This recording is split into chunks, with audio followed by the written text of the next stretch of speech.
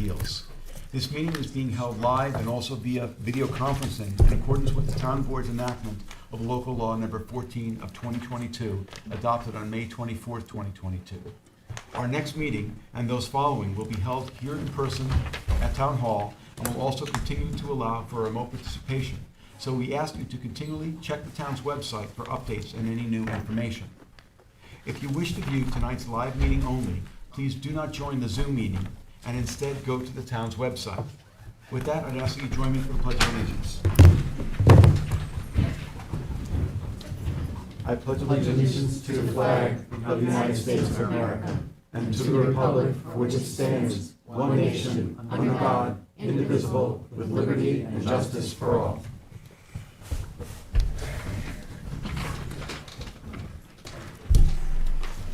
For those of you who are here with us tonight in person, in case of an emergency evacuation, please exit through the rear doors of this room to one of the staircases across the hall and continue downstairs and out through the main entrance. Please do not attempt to use the elevators during an emergency evacuation. In case of a medical emergency, the automated external defibrillator and first aid kit are both located in the hallway on this floor opposite the elevator. Restrooms are located across the hall. We will be starting this meeting with the public hearings. We have applicants and members of the public here with us live and also standing by via Zoom webinar, which is being moderated by CTV. CTV will mute the speakers on Zoom until it is their time to give testimony before the board. Please be patient. If you find that you are having difficulties accessing the hearings, please visit the town clerk's meeting portal and click on the instructions link. Please silence your cell phones and refrain from speaking to one another in the boardroom, as well as it interferes with our recording equipment. Tonight, we have board member Helen Burgess participating via Zoom. A reminder that applicants, agents, and members of the public speaking, other than attorneys, will be sworn in, will state their address for the record, and will offer their testimony as it relates to the application before the board. Before handing in any submissions to the board tonight, please make sure that the documents identify the ZBA application name and tax map number. The application name should also be written on your certified receipts. Unless otherwise stated at the end of each hearing, all of these applications will remain open for written comments for all purposes until a date to be announced after the hearing. Those comments can be addressed to the members of the board and sent via email, mail, and/or dropped off at Town Hall to the board secretary, Candace Cowell. With that, I'd ask for a motion to approve the minutes of our last meeting. So moved. Second.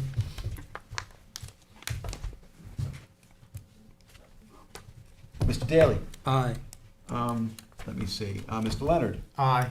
Mr. Macedonio. Aye. Ms. Burgess. Aye. Mr. Tudhill. Aye. Ms. Kern. Aye. Chair votes aye, minutes are approved. And now go on to adjournments. Okay. As far as the agenda is concerned, item 2 on the agenda, Roberta Kamey. I move to adjourn that to 11:02. Second. Mr. Tudhill. Aye. Mr. Daly. Aye. Mr. Leonard. Aye. Mr. Macedonio. Aye. Ms. Kern. Aye. Ms. Burgess. Aye. Chair votes aye. And then we're gonna move on to item 13 on the agenda, which is Ronette Riley. I'll move to adjourn that to 11:16. Second. Mr. Tudhill. Aye. Mr. Daly. Aye. Mr. Macedonio. Aye. Mr. Leonard. Aye. Ms. Burgess. Ms. Kern. Aye. Chair votes aye. Excuse me.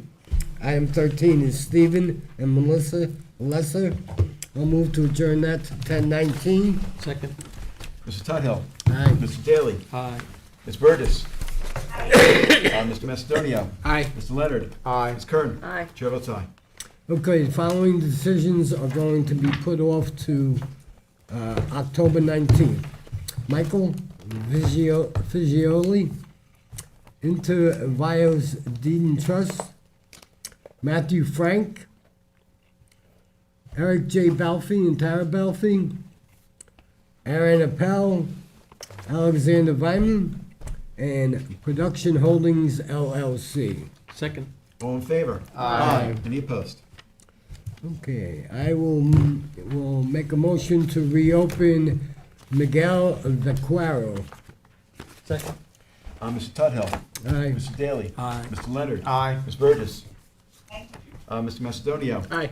Ms. Kern? Aye. Chair votes aye. And the purpose of reopening up the VCARA was to accept written submissions. We are gonna accept them, and now I'll move to close with a determination later this evening. Second. All in favor? Aye. Any opposed? Okay, I'll move to reopen Lumber Lane to accept written submissions. Second. Mr. Tudhill? All right, Mr. Macedonia? Let me see, Ms. Kern? Aye. Mr. Leonard? Aye. Ms. Burgess? Mr. Daly? Aye. Chair votes aye, reopen. okay, having done that, I'll now move to close it with a determination later this evening. Second. All in favor? Aye. Any opposed? Okay, that's all I got Okay. Wow, for right now. that was easy. Okay, item 1 on the agenda is David H. Sherwood and Michelle Beebe, 10 Crescent Street, Noyak. This is a minor variance review, so you folks know. Applicant requests relief from the following provisions of the town code. For one, for a proposed screened-in porch at the rear of the dwelling, 330-11, Residence District's Table of Dimensional Regulations, for a rear yard setback of 53.3 feet, where 60 feet is required. And 2, for a proposed attached accessory building, 1-car garage/pool house with covered porch, and accessory distance from street, front yard setback of 40 feet, where a minimum of 50 feet is required, and any other relief necessary. Board has jurisdiction. I'm recused from this application. Okay, this being a minor variance review, there is no public hearing portion for this. So I will move to close this with a determination on October 19th.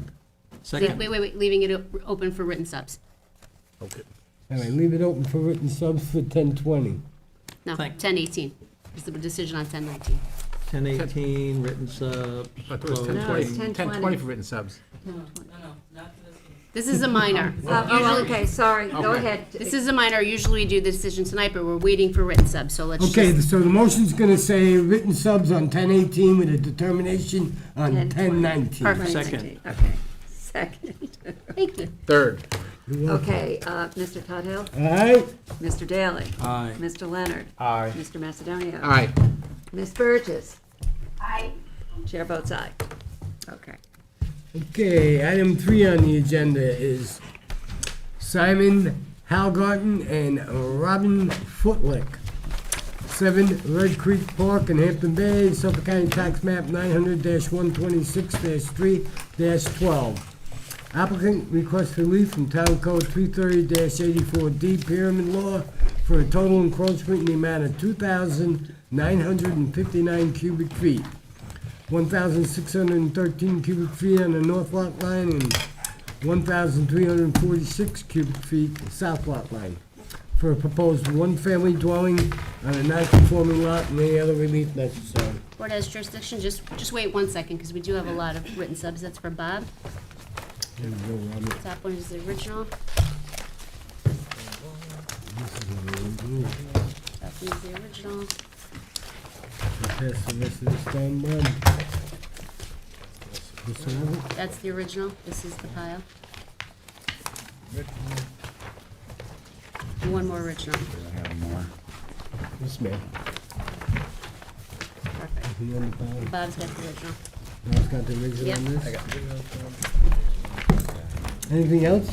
Partridge in a pear tree or what?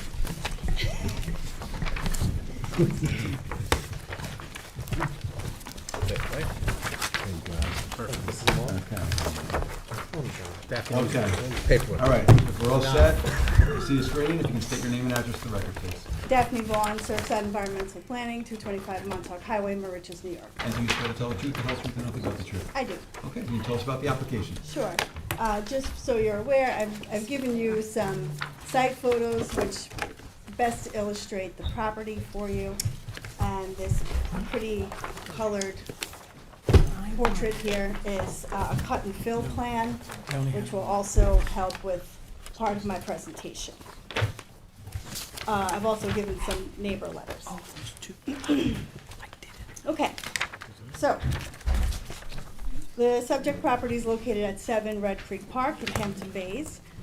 Red Creek Park is an unimproved private road and the property is in an R40 zoning district. The lot is non-conforming to the zone at 31,783 square feet, where 40,000 square feet is required. And it's of an irregular shape, configuration.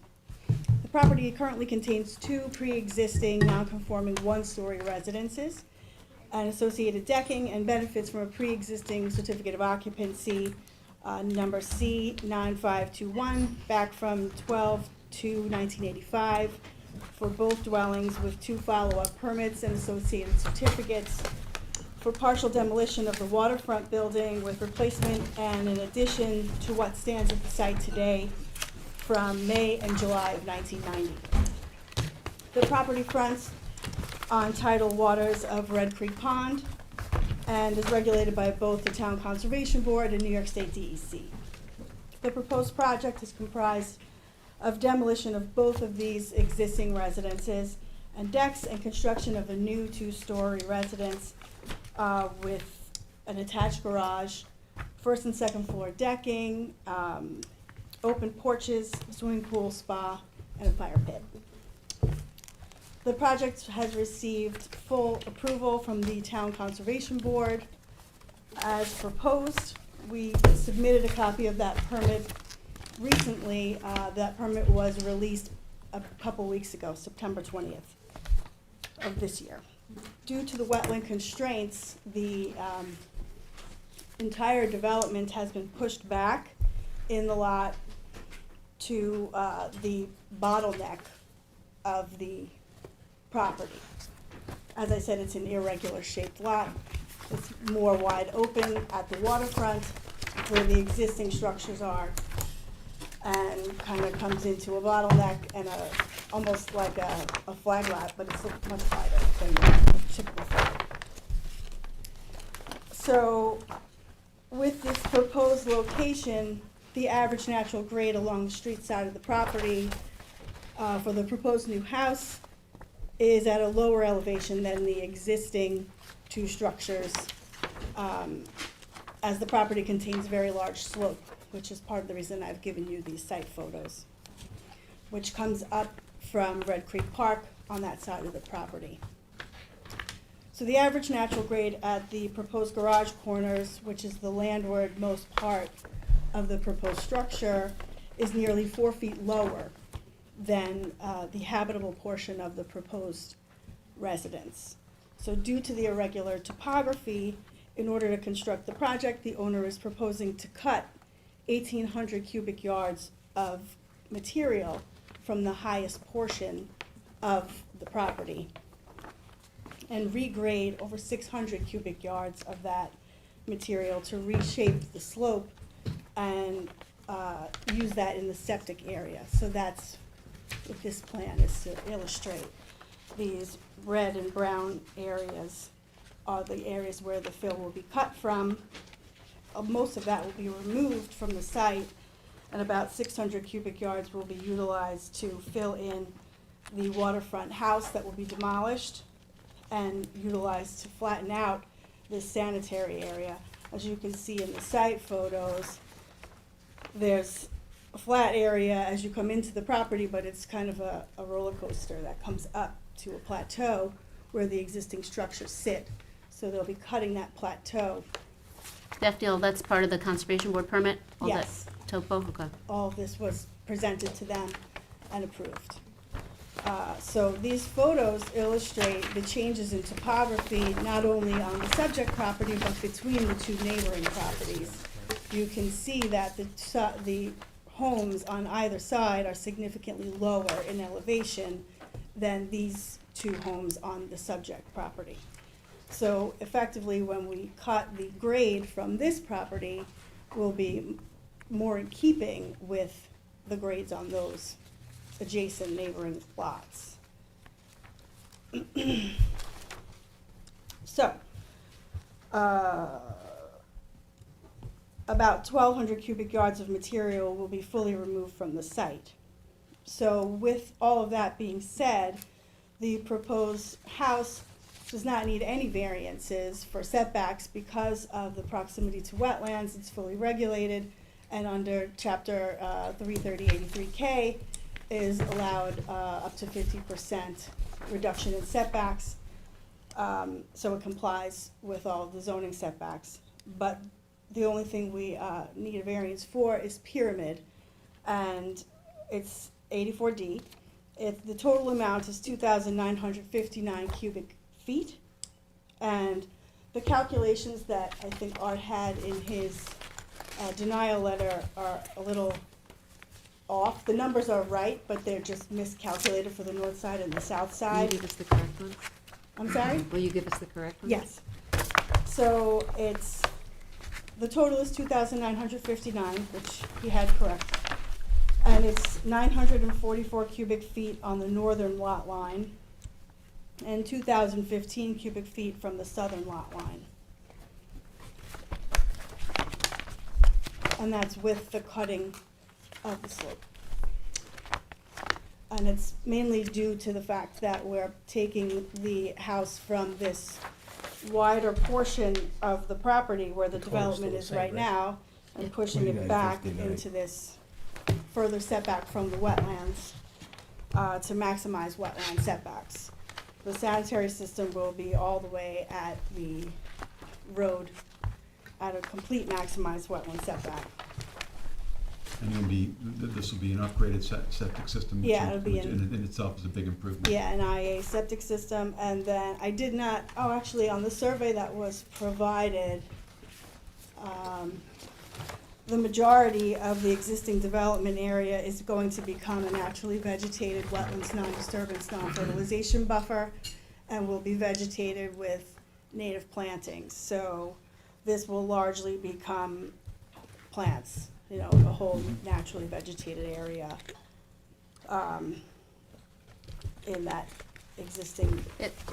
It looks like Art's numbers are based on these plans, because I do see. Yeah, those are all the right numbers. It's just the way that he added them was incorrect, because the cross sections of the house are taken from a north-south, and he added them from the one drawing to the other drawing, but those are cross-section from north-south, and when you look at the floor plans in relation, one side of those plans and one side of the other are from the same side of the house Okay.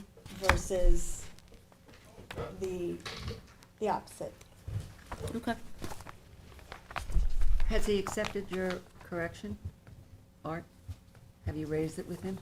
I didn't talk to him, but if you just look at the floor plans, you'll see that this Robin's dressing room is part of the master bedroom, and this right side of this cross-section for the pyramid drawings is literally part of the master bedroom, so it's all that same side of the house, it's just flipped. Okay. Yeah, as long as he Yeah. accepts it, Yeah. that's all. It's Yeah. really wanting to come back because, Yeah, I mean, they all add up to the same total amount, Yeah, it's no, just I a matter of understand. how they're split from one side to the other. I can certainly email him to just confirm Yep. that I he think you agrees. should. Yeah, that would be great. So what you're saying is the two outside numbers are added together and the two inside numbers on this are added together? Yes. Okay. Understood. So, listening and taking a look at the survey and the issues with wetlands on this parcel, basically the pyramid relief is being driven by where the proposed house is being located, and the fact that it narrows, that is, the lot size narrows. So pretty much, I suspect members of the board are gonna ask about, ceiling heights, just to make sure that we can't get the number lower, but that's really what's driving this. Yes. But otherwise, it's an improvement, it's protecting the environment, it's. So eliminating a non-conforming use. It is also eliminating non-conforming, yeah, so those are all benefits, and the environmental benefit with the new septic system is absolutely very important as well. And there's really no other place to put the house, right? No, there's not. Conforming It's a very difficult lot because of its irregular shape in the wetland. and because of the constraints of the wetlands. And like I said, he's literally cutting off the peak of the property to bring the grade lower. If he didn't do that, then the pyramid numbers would be much higher in reality. Okay. So what are the ceiling heights? The ceiling heights are pretty normal. They're kind of irregular, they're irregular, but they're normal. They're mostly 8'7" to 9 feet throughout the house. But you can see on this cross-section that they do have a lower 7'7" wall on the, I guess that's the south side of the house, to try to comply as much as possible. They basically did the best that they could to comply with the pyramid within the parameters of making the house habitable on both stories, where the central portions of the house are the larger, the 9-foot ceiling heights. Okay, so I'm not sure where members of the board are on. And the amount of house relief. itself is 32 feet high, correct? It's less. It's Less. actually 29 feet, 4 3/4 inches. So it's less than the maximum It height. appears both neighbors don't oppose both sides. I actually submitted a package of Yeah, I read that. the 2 adjacent neighbors and then one neighbor two Two doors down. Mr. Holgarten has spoken with the neighbor across the road who was also okay with it. He just didn't give us a letter. And that's pretty much the whole road, because it's a small private cul-de-sac without a cul-de-sac. Okay, so that's what we have. Just want to ask if you want to talk about the ceiling heights and what can be done to reduce the pyramid at all. Well, if the whole first floor was at 8 feet, that presumably would reduce the pyramid, I would imagine. Well, He could also make the house smaller and then not require the pyramid. So, he clearly wants this house and he wants what he wants, but he needs relief in order to accomplish that, so. I don't really have a problem with the pyramid relief being requested. I don't either. It's in the It's middle. under of- 3,000, he's making accommodations for the slope of the property, he's really boxed into a small area. So while I normally do have problems with pyramid relief, this one I don't particularly have.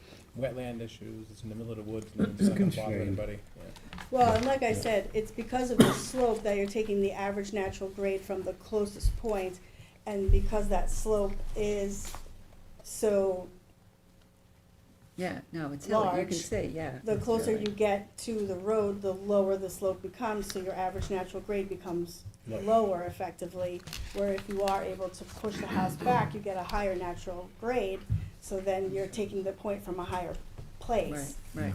So And- you're, and what is the square footage of the house altogether? I mean, I think it's probably a pretty modest house. How many bedrooms? it's 4 bedrooms, I believe.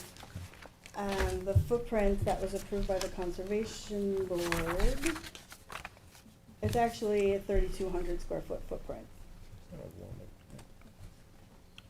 All right, well, I don't have an issue with I don't have it an issue. either. I don't have an We'll see if there's anyone here, but it sounds, we already know that both of the adjacent property owners who will be impacted by this are in support, so,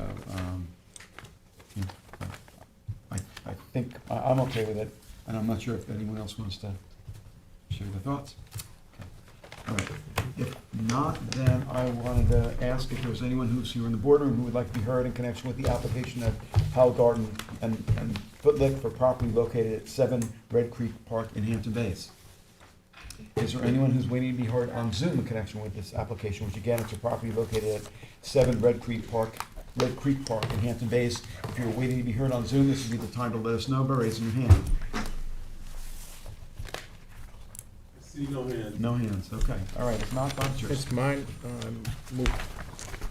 Close the hearing, hold it open for written submissions until October 20th with a decision on November 2nd.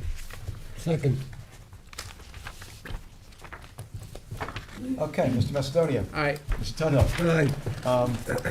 Mr. Daly. Aye. Mr. Leonard. Aye. Ms. Burgess. Aye. Ms. Kern. Aye. Chair votes aye. Thank you for being here. Thank you. Thank you. Good to see you, Jeff. Okay, 22, item 4 on the agenda, 2266 Montauk LLC. Excuse me. 2252 Montauk Highway in Bridgehampton, Suffolk County Tax Map 900-69-2-17.7. Applicant requests relief from the following provisions of the town code for two proposed two-story buildings connected by a pergola. One, for proposed building A, 330-34, business district stable dimensional regulations for a principal front yard setback of 26 feet from the westerly property line, Butter Lane, where 30 feet is required, and a principal front yard setback of 27 feet plus or minus from the southerly property line, Montauk Highway, where 30 feet is required. The proposed building B, 330-34, for a principal front yard setback of 27 feet from the southerly property line, Montauk Highway, where 30 feet is required, and a principal minimum side yard setback of 12 feet where 15 feet is required. 3, for a proposed two-story dwelling, 330-34, for a principal front yard setback of 26 feet where the westerly property line, Butter Lane, where 30 feet is required. 4, 330-34, for a proposed total lot coverage of 20.67%, where a maximum of 20% is permitted. And 5, 330-83G1A, yards to allow the parking area to be located within the transitional rear yard at a setback of 15 feet where a maximum of 50 feet is permitted, and any other relief necessary. Board has jurisdiction. We pass that Good to evening. Adam. Good evening. Good to see you all. Mr. Grossman? I'm sure you recall, we were here 2 weeks ago on this project.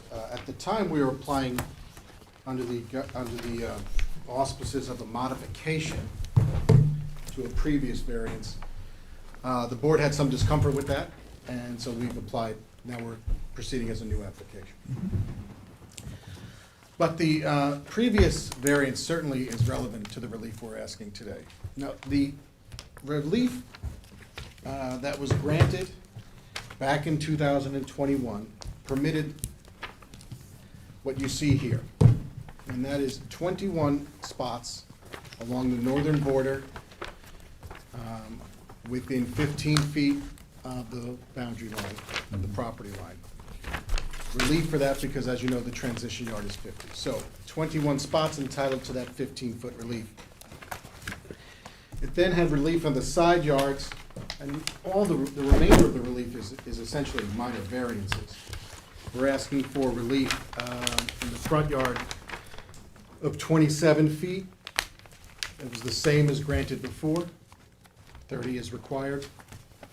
In the side yard of 26 feet, although granted to the forward structure, to the rear structure previously, we're now asking that same relief be granted to the forward structure. On the side yard, we're asking for 12 feet where 30 is required. I'm sorry, 25 is required as a minimum. And for lot coverage, we're actually decreasing lot coverage from what was permitted. What are the numbers shown on the lot coverage? Because I know there was some And it is such a square. 2203. Okay. Anyone who wants to, I can. This is Sean Leonard, the architect. Sean, I just have to swear you in, even though I swore you in last time, it was for the modification. So you're gonna state your name and address, please. Sean Leonard, 320 Hampton Road, Southampton. And do you swear to tell the truth, the whole truth, and nothing but the truth? I do. Okay, and sir? Charles Martyr And your address? is 267 Hog Creek, 3 Mile Harbor, Hog Creek Road. Okay, and do you swear to tell the truth, the whole truth, and nothing but the truth? Absolutely. Okay, thanks. So previously, the lot coverage relief was granted at 20.67%. I'm sorry, that's the current, that's the current one, that's the previous one. 22.03%. 22.03%. So we're asking for less lot coverage, the same dimensional setbacks side, front. And then as far as the transition yard relief, again, all of this, 21 spaces, we're asking all of that be reduced to just 7 here. So as we know, precedent is an important thing with this board, and we often share it. This is Especially when it's to your advantage. especially when it's to your advantage. The precedent here is clear. The relief we're asking for is less in essentially every respect. It's either better or less in every respect than the belief that currently exists on the property. This is the application we can build today without further approvals from the board. We are keeping all the side and front dimensional variances the same. We are more in line with lot coverage, and we are reducing the infringement into that transition yard from 21 spots spanning almost the entire northern border to just these 7. Now, as you can imagine, in a location like this, there's going to be interest from the neighborhood. And I've had the pleasure, and I mean that sincerely, of working with Brian Kennedy, who is here today, who represents the neighbor that is adjoining neighbor right here. We've worked together on a accommodation for the last several months. Originally, he was in opposition to this. He's withdrawn his opposition based on the agreement arranged between the parties. And I had it put down here. Do you see the letter? Brian, do you have a copy with you by chance? You're gonna have to come back next month. It's there. Well, we have on the east, I don't know if you maybe put it over there, so you can see a little bit better. That would be great. One on Sunday? Yeah, that would be terrific. I'm submitting to the record, this is the letter agreement between our parties, which will acknowledge that specific elements of this site plan are to be retained in perpetuity through a covenant, namely the planting of a buffer, the maintenance of that buffer, and a lighting plan. But I'll submit this for the record. Thank you. There has been some further attention from neighbors, and we've tried to engage them thoughtfully based on what their concerns are. They are here today. You will hear them, what they have to say. But what we've offered, and this is all new, based on those conversations, they have rejected this, but this is what we're offering in addition. Actually, Charlie, do you want to go through? This is Charlie Martin, our landscaper. Yes. But Charles is probably gonna tell you to get to the microphone as well. Oh, Yep. right, okay. Yes, Trying to be Charles closer to you. The voice. You gotta turn that in a way that we can all see it. Yep. Well, the board has to see it. so- No, I know they do, I understand, but I think they can see it that way, and I think. Can you see it that way? It's so far away, it's hard for us to see. It's so Yeah. small. Yeah, all right, I know what that plan is, I just didn't know what else. That's the plan we showed. Yeah, I got it. We have Okay. copies of this. Let them present. Do you have copies of this plan? I don't think you do. I do. Did you submit it to them? No. No, you don't have it yet. Okay. But we're submitting. Okay. Then we're good. So this incorporates, and I'll let Mr. Martyr explain more thoroughly, but this incorporates the agreed upon plan with the adjoining neighbor who's represented by Mr. Kennedy. Okay. And then this was an attempt at bridging the gap between my client and Mr. Levine, who's represented by Mr. Weber, who's here today. So, yes, Robin? you want- Great, thanks. Yeah, with that concern, we developed a planting scheme that is extremely dense, particularly where the cars are parking. Wait 1 second, I'm gonna pass it down. Okay.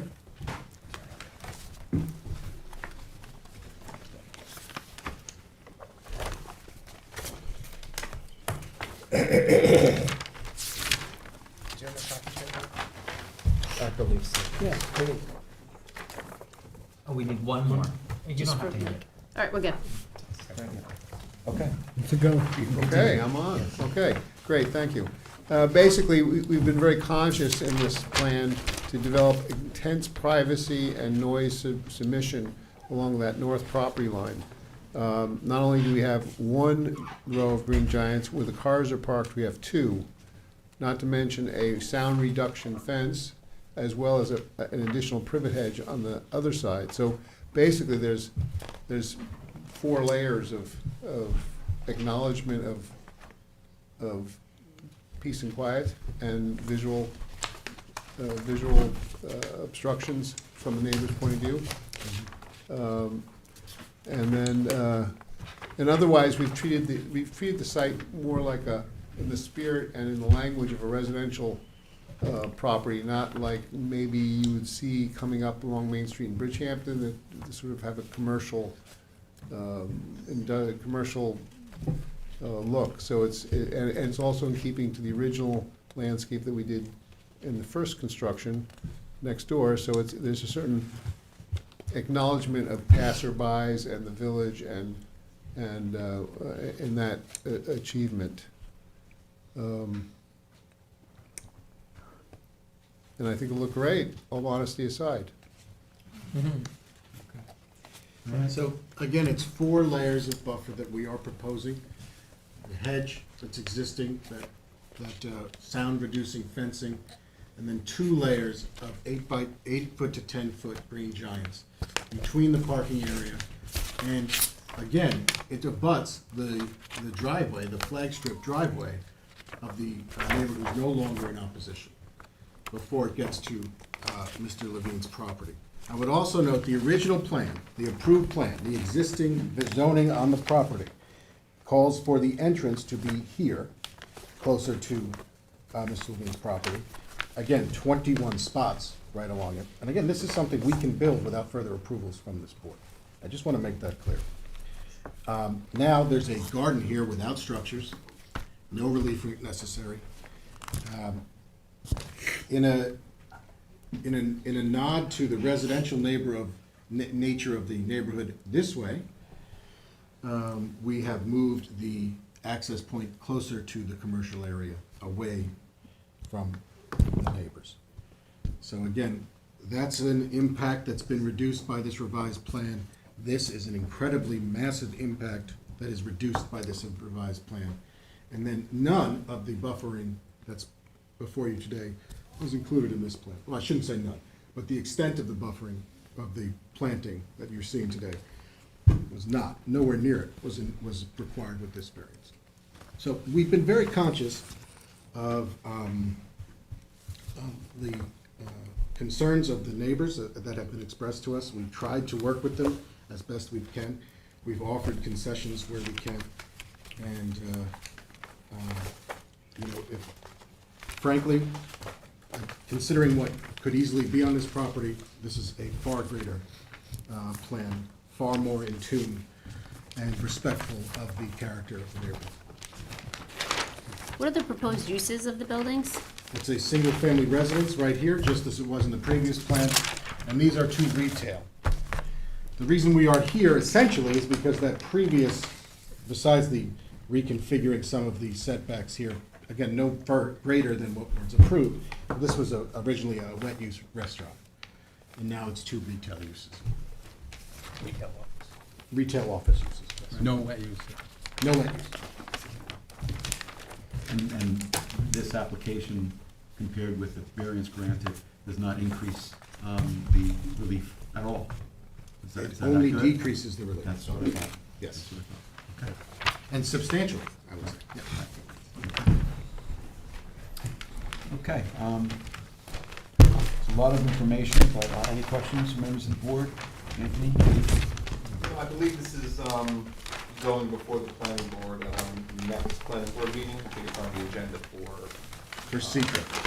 For follow comments, whatever. Okay. But have coordination letters gone out? They haven't adopted the secret report, so I would think probably not. Yeah. Katie just asked whether the coordination letters have gone out yet? The application just came in, right? Right. The formal application. Yeah, no, but I'm saying they're not, it's not before the planning board for SECRA because we have to coordinate SECRA. Well, we So- can do that. Yeah, no, I know that, but I it's, can do them out, send them out tomorrow. yeah. All right, so you want to send out the letters to them? All right. Okay. Wanted to ask if there was anyone from the public who would like to be heard in connection with this application, which is the application 2266 Montauk LLC for property located at 2252 Montauk Highway in Bridgehampton. If you'd like to speak to us, feel free to go to the podium, or maybe you could take a seat if someone decided to give up their seat. I'll give up my seat. Okay. All right. Coming up.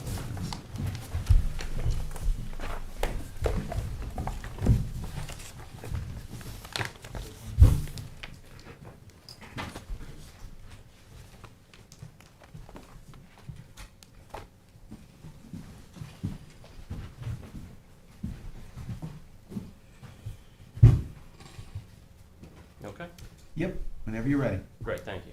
Okay. Again, Bram Weber from Weber Law Group in 290 Broad Hollow Road in Melville for Mr. Jason Levine, who's the owner of 49 Butter Lane. As I said last time I was here, Mr. Levine is certainly the most impacted neighboring property. His property will clearly suffer a detriment with the location of parking spaces only 15 feet from the property line where the buffer is required to be 50 feet. The applicant is seeking a 70% variance, which is both substantial and unnecessary. And again, precedent was just mentioned, so this board will be setting a precedent. Now, maybe in its lengthy history of decisions, it has previously granted transitional variances of 70%, but this certainly is a 70% variance. The applicant could easily remove 11 spaces, and that's what we're asking for them to do, and create a larger buffer area which would be acceptable to Mr. Levine and would still allow them to get a variance from that 50-foot transitional buffer. But what I'm saying is that we're not requiring a 50-foot transitional buffer. We're not asking this board to hold the applicant to that. We're asking the board to hold the applicant to something reasonable. Mr. Levine is willing to accept a smaller buffer, as shown on this exhibit, which I have for you. Counsel, may I approach? Yes, you can submit it to our attorney, please. Take one for myself, so this should be Okay. each board member, and you know what? I have one, I can give one to Carl too, although he's seen this. Is that what you sent me? Yeah, you don't need it? Okay, thank you.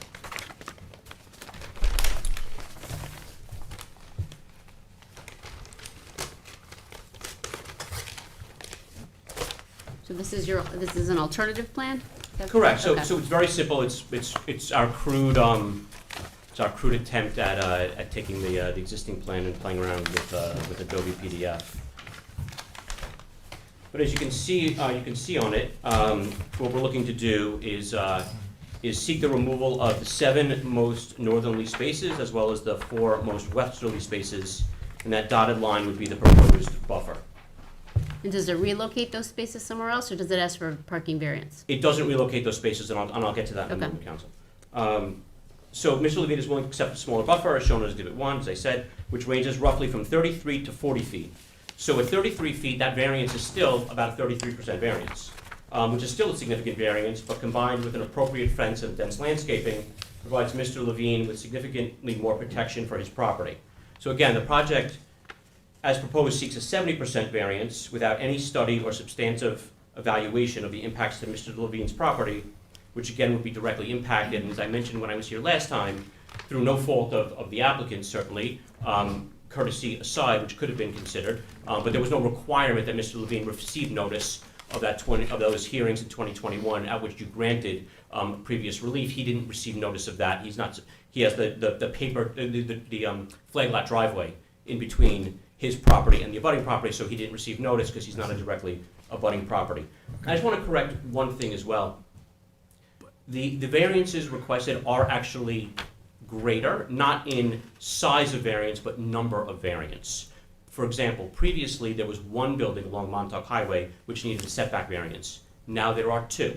So that is an additional variance. It's no greater distance, but there is an additional variance. Same along Butter Lane. Butter Lane, there was relief granted for 1 building, and now it's being granted for 2 buildings. So saying it's the exact same relief or less, that's not true. There's actually 2 more variances being granted. So again, Exhibit 1 shows the relief we're seeking, which is the removal of 11 parking spaces and an increased buffer.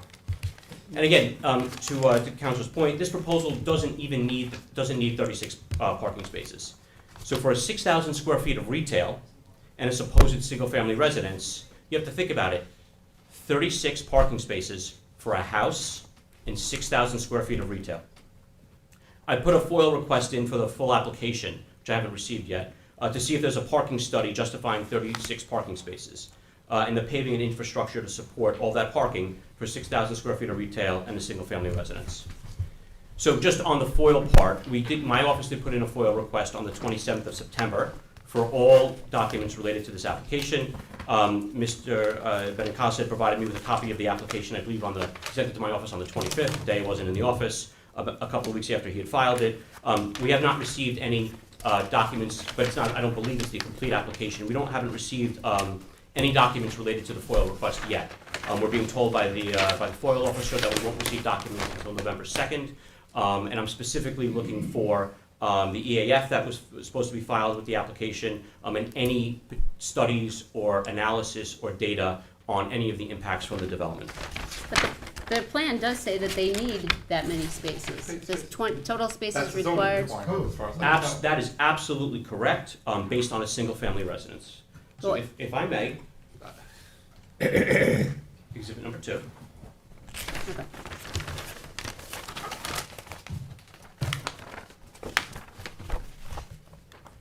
And I made this point last time I was here regarding the single-family residence.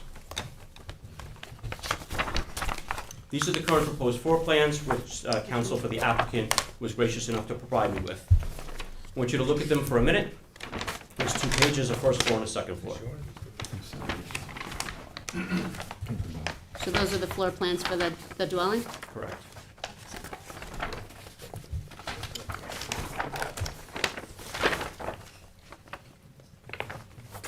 I just want to wait for them to test that. Okay. So if you look at them for anything more than a minute, they're not a single-family residence, and I'll explain the reasons we believe why. It looks like an inn or a bed and breakfast. So long as that is owner-occupied, it actually fits perfectly with the definition of a bed and breakfast pursuant to the Southampton Town Code. That definition is an owner-occupied building designed and occupied as a single-family or two-family residence, managed by the property's owner, and having, as an accessory use, bedroom accommodations and breakfast provisions served in the host's private dining room or kitchen for those accommodated as paying guests. The problem with this application, of course, is that by perpetuating the concept that this structure is a single-family home, it avoids studying the impacts that a bed and breakfast would bring to the area. And that, of course, is illegal segmentation under SECRA, not studying the actual impacts of the application. What we really need is a truthful, accurate, and factual analysis of this application that studies all the impacts and then a rational and reasoned determination based on that analysis. Such an analysis is impossible when the true uses of the property are not being shown and studied. And let me just go through just a few points on the actual floor plans. It's supposed to be a 6-bedroom house in Bridgehampton, right? You're gonna put a 6,000 square foot single-family residence on a property shared with 6,000 square feet of retail. You have 14, if you notice, you have on your site plan, you have 14 head-in parking spaces pointed directly at the single-family residence. There's no master bedroom. There are 6 bedrooms, all designed exactly the same, with a bed, a sitting area, and a bathroom. It looks like an inn. If it is a single-family home, that's a house. That's a room for a parent, parents, and up to 5 children. There's no playroom. There's no indoor space for kids to play. It's a 5,500 square foot house. There's no indoor play area for up to 5 bedrooms of children. There's no backyard. There's a covered terrace, which looks like it would be a perfect place for breakfast for an inn or a place for afternoon drinks. And there's no backyard. It actually has a paved circle with a direct access from the parking lot. So you can park in those 14 head-in spaces and walk directly into this paved circle with a bench. There's absolutely no resemblance in that area to a residential backyard. These floor plans, which are part of the record, should be called for what they are. We should call a spade. As I've been saying, we should call it what it is. It's quacking like a duck and it's looking like a duck, and it's a duck. This is an inn or a bed and breakfast. It's not a proposed six bedroom house. And therefore, the appropriate impacts for this application are not being studied. Granting approvals on this application is a clear violation of SECRA under segmentation and the violation of the required hard look of the environmental impacts. So I'll just summarize. So Mr. Levine is only requesting the removal of 11 unnecessary parking spaces, still leave the applicant with a variance of up to 33 feet, which still gives an applicant a variance of roughly 30%. We want an appropriately vegetated buffer and a covenant that the building shown in the plan and labeled as a 6-bedroom, single-family residence will be limited to exactly what it is being presented as, a single-family residence. Otherwise, this application should be dismissed and required to be refiled when it reflects the true intentions of the applicant. That's it. Okay, any questions? Before we go on to anybody else who wants to speak, Carl, would you like to respond? I'll respond. I have someone. When everyone else is done? I have someone in- You have someone on Zoom? Okay. Oh, okay. Is there anyone else in the audience who wanted to be heard? Okay, we have 2 other people in the audience as well, Charlie, so. Yeah, but before we move on, I'd like to hear Mr. Benincasa respond to this, so we don't get lost in the sauce. Sure, If I'm it's happy to possible. respond. It's a house. Resonated. This board actually set important precedent with a decision back in 1998, I believe it was, 2001, excuse me. The Court of Appeals for the Second Circuit, in Association of Friends versus Zoning Board, 28780 2D 620, New York Appellate Division, 2001, reviewed a decision of the zoning board of the town of Southampton and expressly held the ZBA is proper to reject petitioner's speculative claims that the residence was destined for use other than a single-family residence, as the standard is not designed or potential use, but actual use. So he can speculate all he wants. The application before you is for a single-family home. That's what we're going to pursue with a certificate of occupancy. If they use it for something else, the town code exists to protect members of the public from people misusing their property. That's true with us, that's true with Mr. Levine, that's true with everyone in the R20 zoning district around him. So to say they're gonna use it for something they're not authorized to use it for, that's what the code's for, that's what code enforcement's for, that's what the police are for. We're telling you it's a single-family home, maybe he doesn't like the layout. There's no way to look at this to say that doesn't make any sense as a single-family home. That's what my client is using it for, and a speculation is inappropriate for this juncture, inappropriate for this hearing, and should be summarily dismissed and disqualified by this board. Mr. Benincasa, could you refresh our memory as to the procedural posture of this application with regard to planning vis-à-vis the ZBA? We are here just for the dimensional relief that we talked about. The planning board, and Mr. Trezor will certainly back me up if need be, is the one that's gonna consider uses, that's gonna consider parking, that's gonna consider traffic flow, septic. Those are all considerations for the planning board. Your responsibilities and your charter is limited to the dimensional relief requested without any regard to use whatsoever.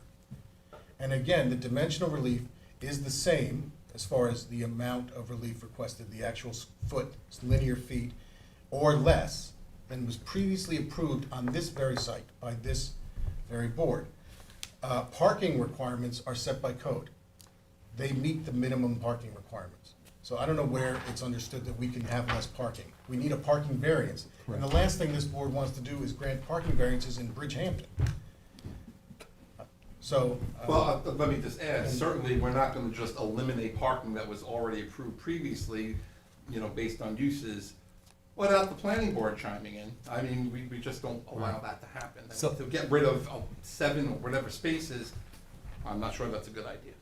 So the planning. I certainly don't think relief from parking when they could provide the parking makes sense. Right. So Mr. Levine will have the opportunity to argue all of these things before the planning board when this becomes before. As he did.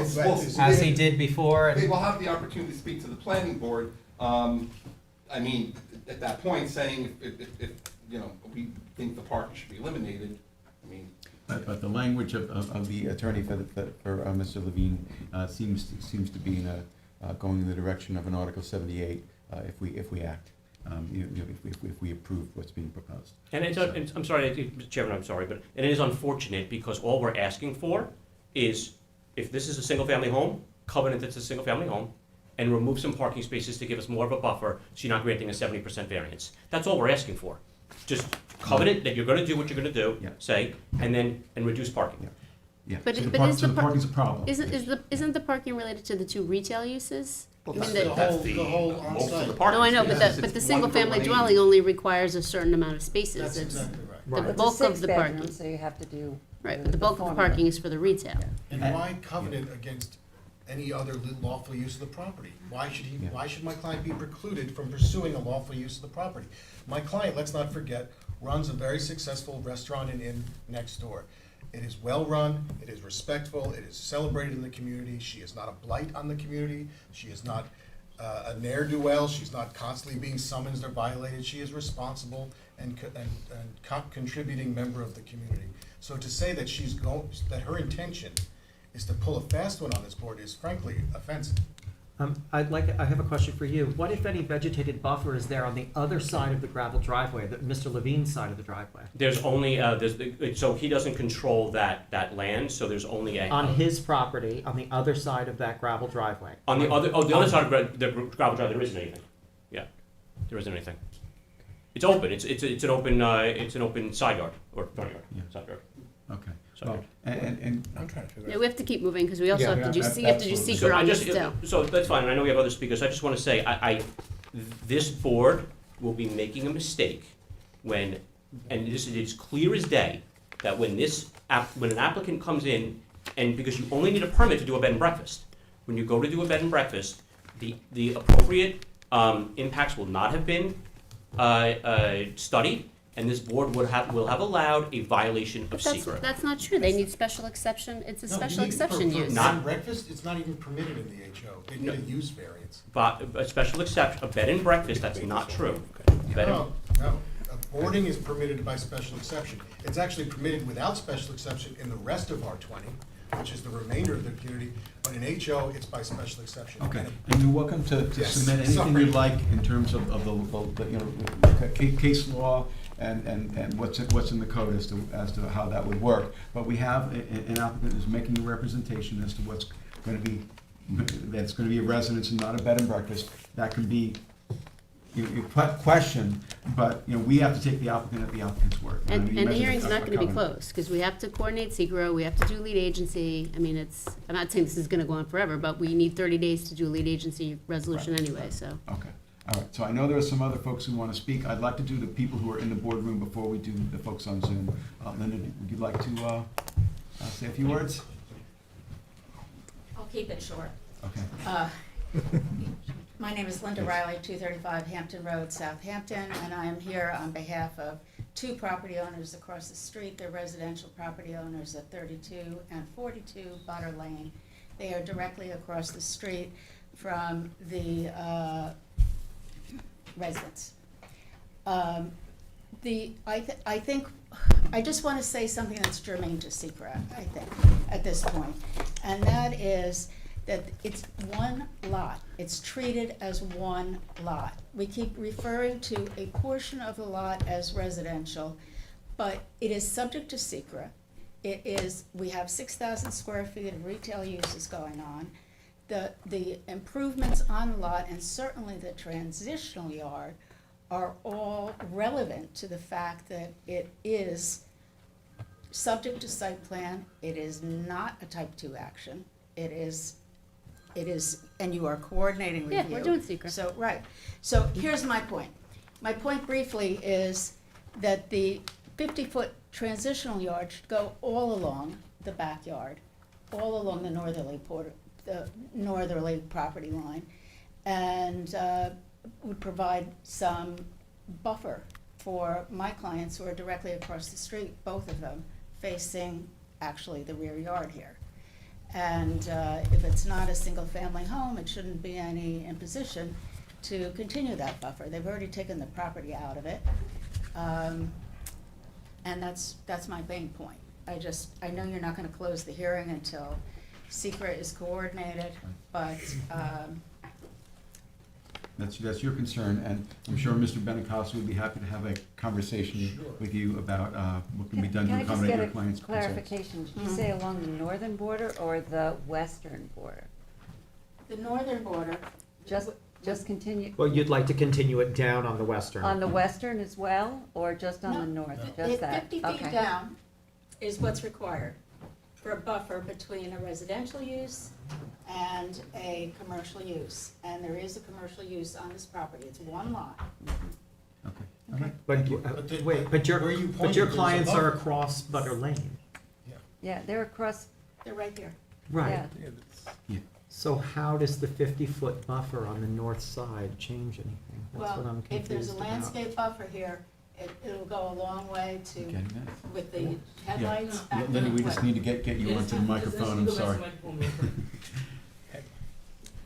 All right, so So- you're not talking about going down the western side of the property line, you're just talking the northern property line? We'd love to see a landscaping plan along the western side too, but what's required under the code is a transitional yard on the northerly boundary. It's not necessarily required on the westerly boundary.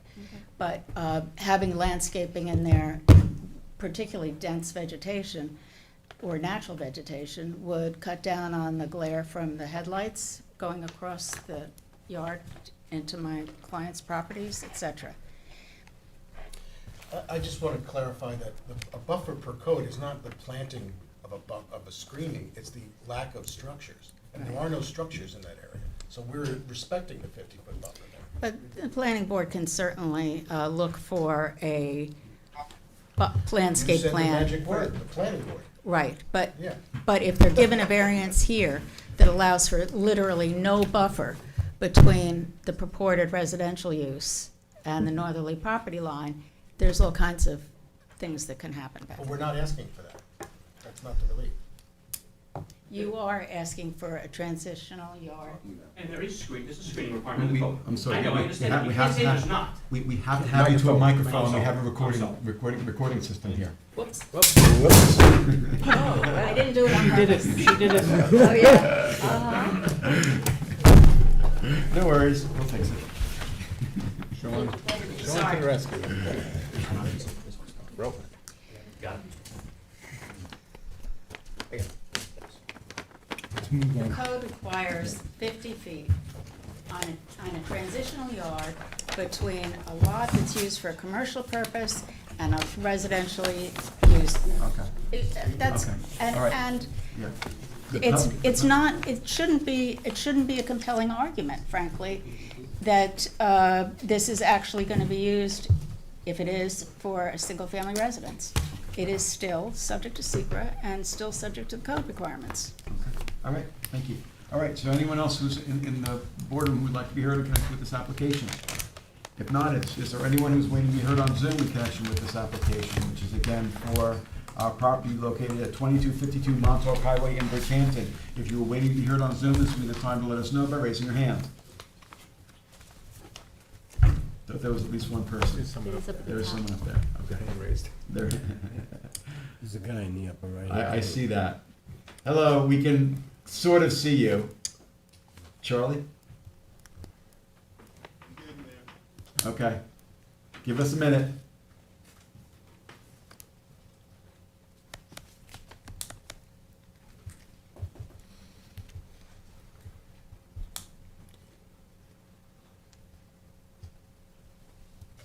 He can still speak, can Can you hear me?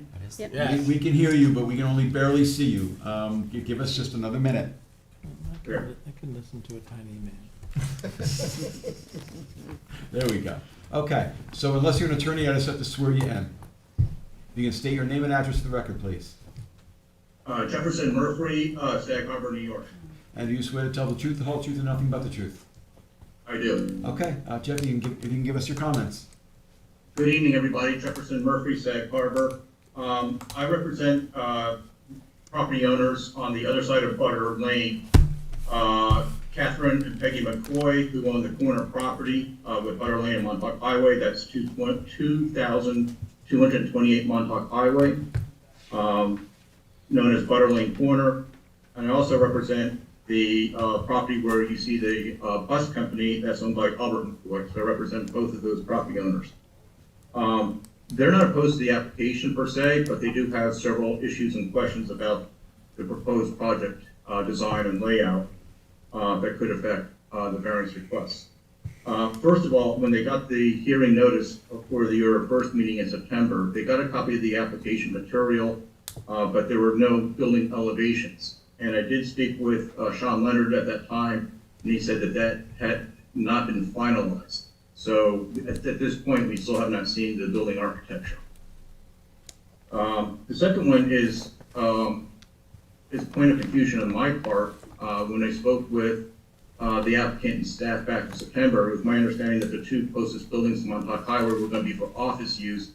But then this evening, I've been hearing retail and office kind of being used interchangeably. So I'd just like to have some clarification as to what the use is for those two, four buildings that are closest to Montauk Highway.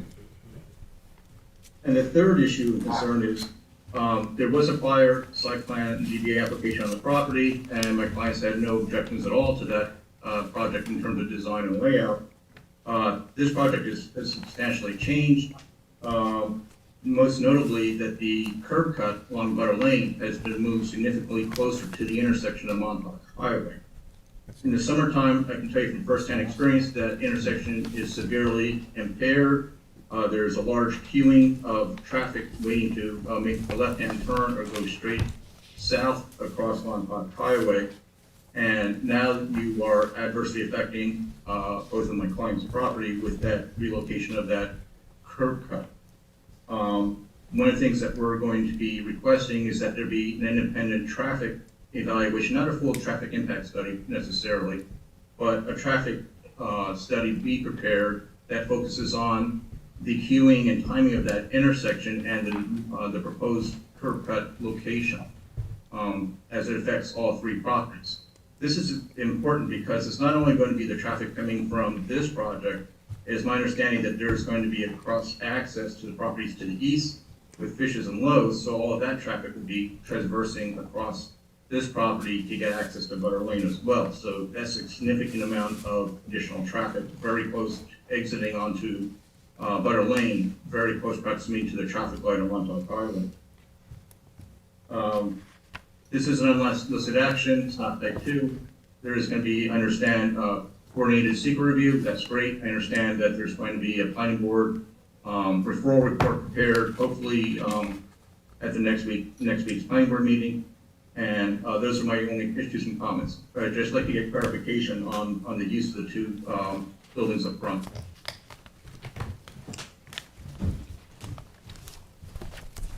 All right, Sean, you gonna answer that question? Yes, what is the permitted use in that district, I can't which hear. is, the permitted A little use, louder, yeah. which is in I that can't. district.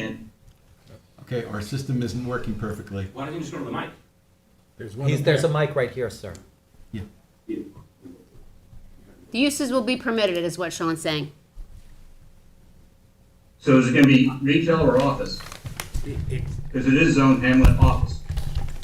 It is, the permitted use Don't is do that. both, Okay. Don't wanna make things worse. the permitted use is both retail and office. We don't have any tenants at the moment, so if somebody wants to assemble an office, it'll be an office space. If somebody wants to retail, it'll be retail space. And the parking requirement is interchangeable It's one between, per 180, it doesn't make a difference. Okay. That's the answer. But then also the traffic distribution for office and retail are also very different from one another. So if there's a traffic valuation done under secret, one would need to know what this means. And this is all part of the secret part of the application? Correct, Which is yes. gonna be, Yeah. you know, moving forward. Absolutely agree. Yeah. Okay. All right. Any other questions? Not from me. Okay. If we could get a copy of the building elevations for the clients, because that was not included in the original application package, that would be very helpful. Okay. I believe We're happy to Mr. do that. Pentecostal will provide that to you. And just for the board's record, I did have spoken with Mr. Benacasa and Sean Leonard about the application, so they were copied on our letter to your board back on September 6th, so no surprises by us. Okay, all right. Thank you for the Correct. comments. Okay, Carl? Just wrapping up, a lot of planning issues, traffic issues, parking issues, use issues, none of these are before the board. And I would just, rely on the advice of your counsel, but keep your eye on the ball. We are asking for less relief than you previously granted, much less on this site. And that's all I want to say. I know you have to move on. Thank you. All right, thank you. All right, so we have to do, keep this open because of the secret. Katie, do you have a time frame? Well, yeah, I mean, I was thinking we just put it on for a lead agency determination on 11/16. Anthony, just help us with those letters so we can get the letters out before October 16th, so we have 30 days. And then, 11/16 lead agency, and then how long do you think after that will there be I'm assuming the planning board will want lead agency, would recommend to the ZBA to defer to the planning board. How long do you think after that, Well, it'll depend. You had you had opposition recommending traffic studies and traffic analysis. That will be at the discretion of the planning board. They will make a determination as to whether or not they think that information is needed to make a determination. All right, so when do you think it should come back before this board? Maybe Well- second meeting in December? Well, I mean, Second meeting in December. Sorry. Party that night. First meeting in December, just for a control date? yeah, that. All right, so we'll put it on for, all right, so put it on for a lead agency only determination for 11/16, and then back on for possible testimony on December 7th, Okay. okay? All right, so I'll make the motion that we will have a lead agency decision at our meeting of November 16th. It's only just going to be for the decision, not for continuation of the public hearing, and the public hearing will continue on at our December 7th meeting. Second. Mr. Daly? Aye. Mr. Leonard? Aye. Mr. Tudhill? Aye. Ms. Curran? Aye. Mr. Macedonio? Aye. Ms. Burgess? Aye. Chair votes aye. Thank you all for being here. Thank you. In the meantime, attorneys, I encourage you to continue to communicate. Communication can be a very good thing. All right, item 5 on the agenda, Ronald Maria Guilford, 144 West Diana Road in Hampton Bays, Suffolk County Tax Map 900-254-3-30. Applicant requests relief from the following provisions of the town code for the proposed garage addition to an existing dwelling on a non-conforming lot. 330-6, general regulations that references 330-11, Residence District's table of dimensional regulations for principal total side yard setbacks within 45 feet to 39.7 feet. And a principal minimum side yard setback from 20 feet to 4 feet. And 330-84D pyramid law for a proposed encroachment in the amount of 1,433 cubic feet north lot line, and any other relief necessary. Kevin's looking for the affidavit of mailing, because I don't have it. Yeah, I emailed it today to You have it, Ken? Emails? you. Yeah, I have it in here, I'll find it at the. okay. Oh, yeah, The board has jurisdiction, but I'd like the original for the file, please. Yeah, okay, All right. Pass that to John. okay. Good evening, please state your name and address for the record, please. Kevin Springer, 61 Channing Cross, Hampton Bays, New York, 11946. And do you swear to tell the truth, the whole truth, and nothing but the truth? I do, Thank you. Can you tell us about the application? yes. Okay, so,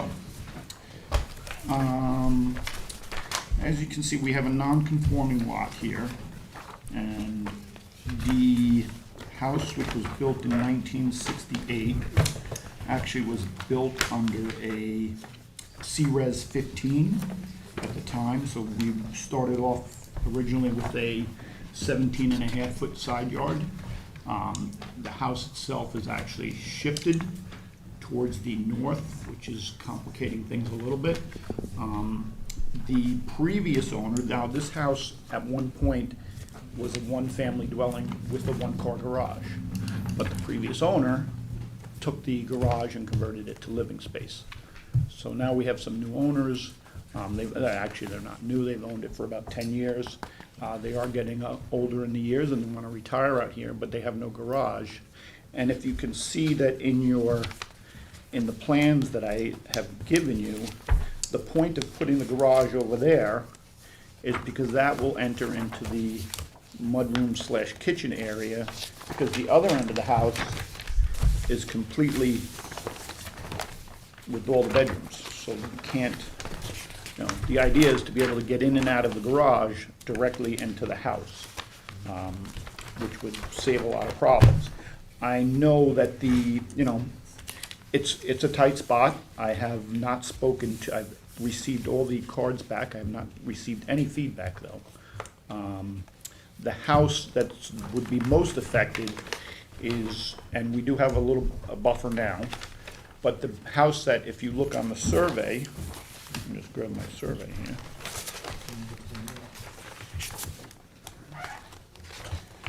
If you look at the house from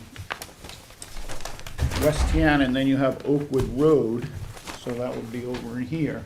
This house, actually, the rear yard faces their side yard. So they would be the ones that I would think would have something to say, but I have not heard back from them, even though they have received the application. As far as the pyramid, I mean, I know it sounds a little bit much in pyramid, but that's mainly because of the distance setback, because it isn't only a one-car, one-floor garage, so it's not a two-story pyramid issue. It's just that it's, tight to the side yard. The garage itself, as you can see, is a normal-sized garage. It's only 12 foot in width, which is a very standard small garage. It's a one-car, there's nothing fancy to it. We are, as far as all our other, we're on our coverages are all good. Our rear lot yard is okay. Our total lot yard is okay. Basically at this point, we would just like to, unfortunately, the way they took this house and redid it a little bit, kind of put us in a little bit of a dilemma. So that's, I don't know if you have any questions, but that's where we stand. Yeah, I think I guess mainly we're gonna see, I guess, if the neighbor to the north has any concerns, because that's the neighbor that's impacted. Yeah, and the house is, if you notice, is kind of right on a bend. So it comes as when West Tiana comes right around, so there's really not, the house across the street, it's not gonna affect them. As for all the, five reasons for the zoning board, I mean, this is not something we incurred by ourselves. It's not going to really affect anybody except for that, maybe that one house. Okay, any other questions? Okay, all right, is there anyone who's here in the boardroom who would like to be heard in connection with the application of Guilford for property located at 144 West Tiana Road in Hampton Bays? Is there anyone who's waiting to be heard on Zoom in connection with this application, which again is for property located at 144 West Tiana Road in Hampton Bays? If you're waiting to be heard on Zoom, this will be the time to let us know by raising your hand. Okay. If not, John, it's yours. Okay, I move to close the public hearing on this application, put it down for written submissions on October 20th, the decision on 11/2. Second. Okay, John, you Mr. said Leonard. 10:20, you said? 10/20, written 11/2. submissions, decision 11/2. Yeah, I'm like, ugh, yeah, yes, me. Okay. Aye. Ms. Carter. Aye. Mr. Daly. Aye. Ms. Burgess. Mr. Macedonio. Aye. Mr. Little. Aye. Chair votes aye. Thank you. Thank you. Thank you. Okay, item 6 on the agenda is 16 Indian Avenue LLC, 201 Springle Road in Hampton Bays, Suffolk County Tax Map 900-293-5-18. Applicant requests relief from the following provisions of the Town Code for a proposed two-lot subdivision. 330-6, General Regulations, that references 330-11, Residence District Stable Dimensional Regulations, for a lot width from 120 feet to 107 feet, plus or minus for proposed lot 1.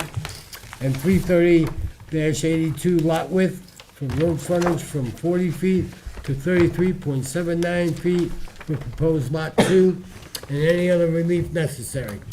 The board has jurisdiction with a little caveat that there was a question about the mailing, and the woman who we had a question about the mailing actually works at Town Hall, and she did submit a letter.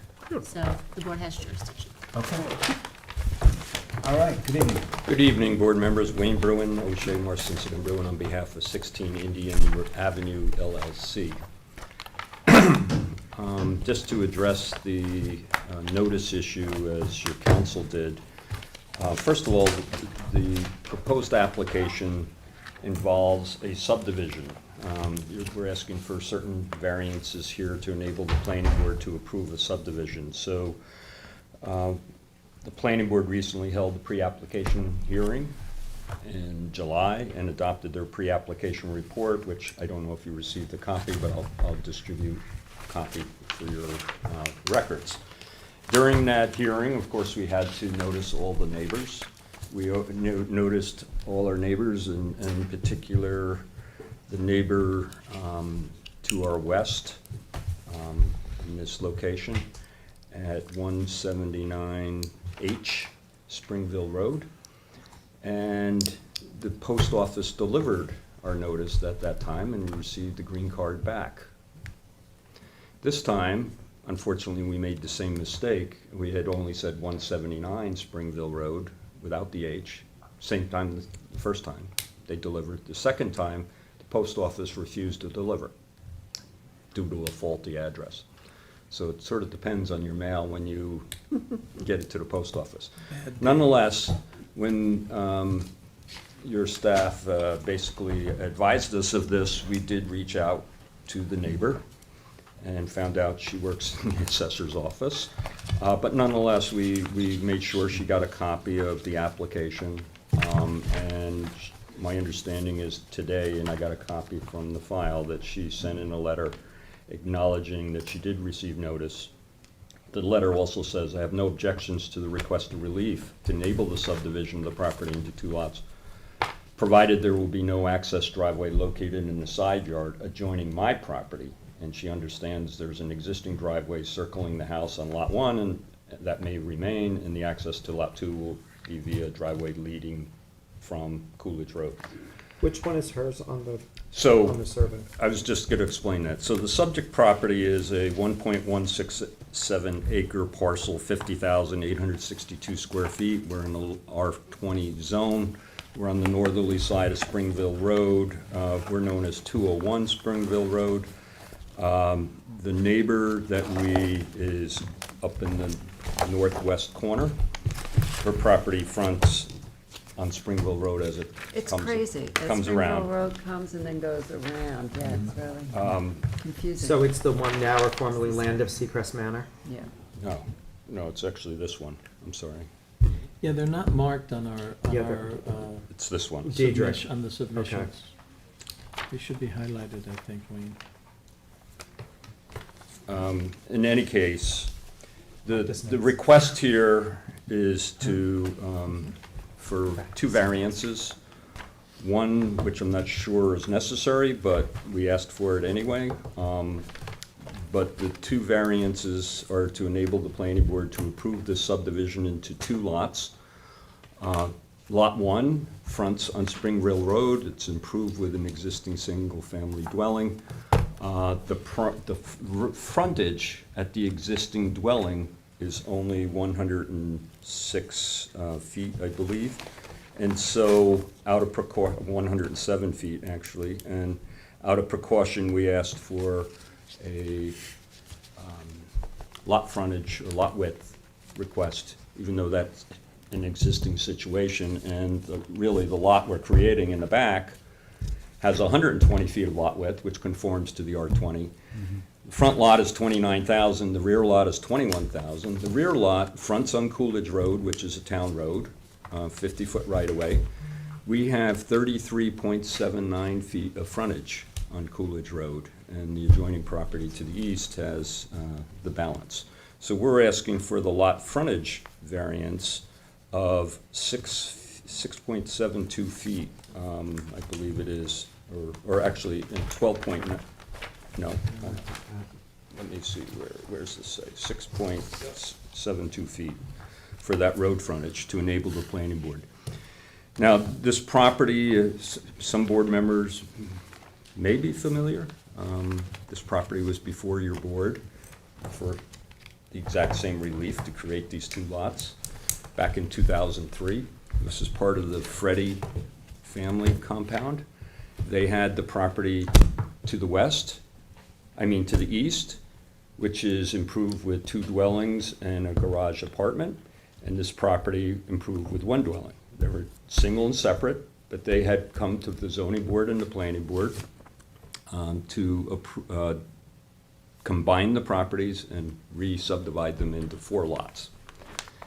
The zoning board granted relief to do that.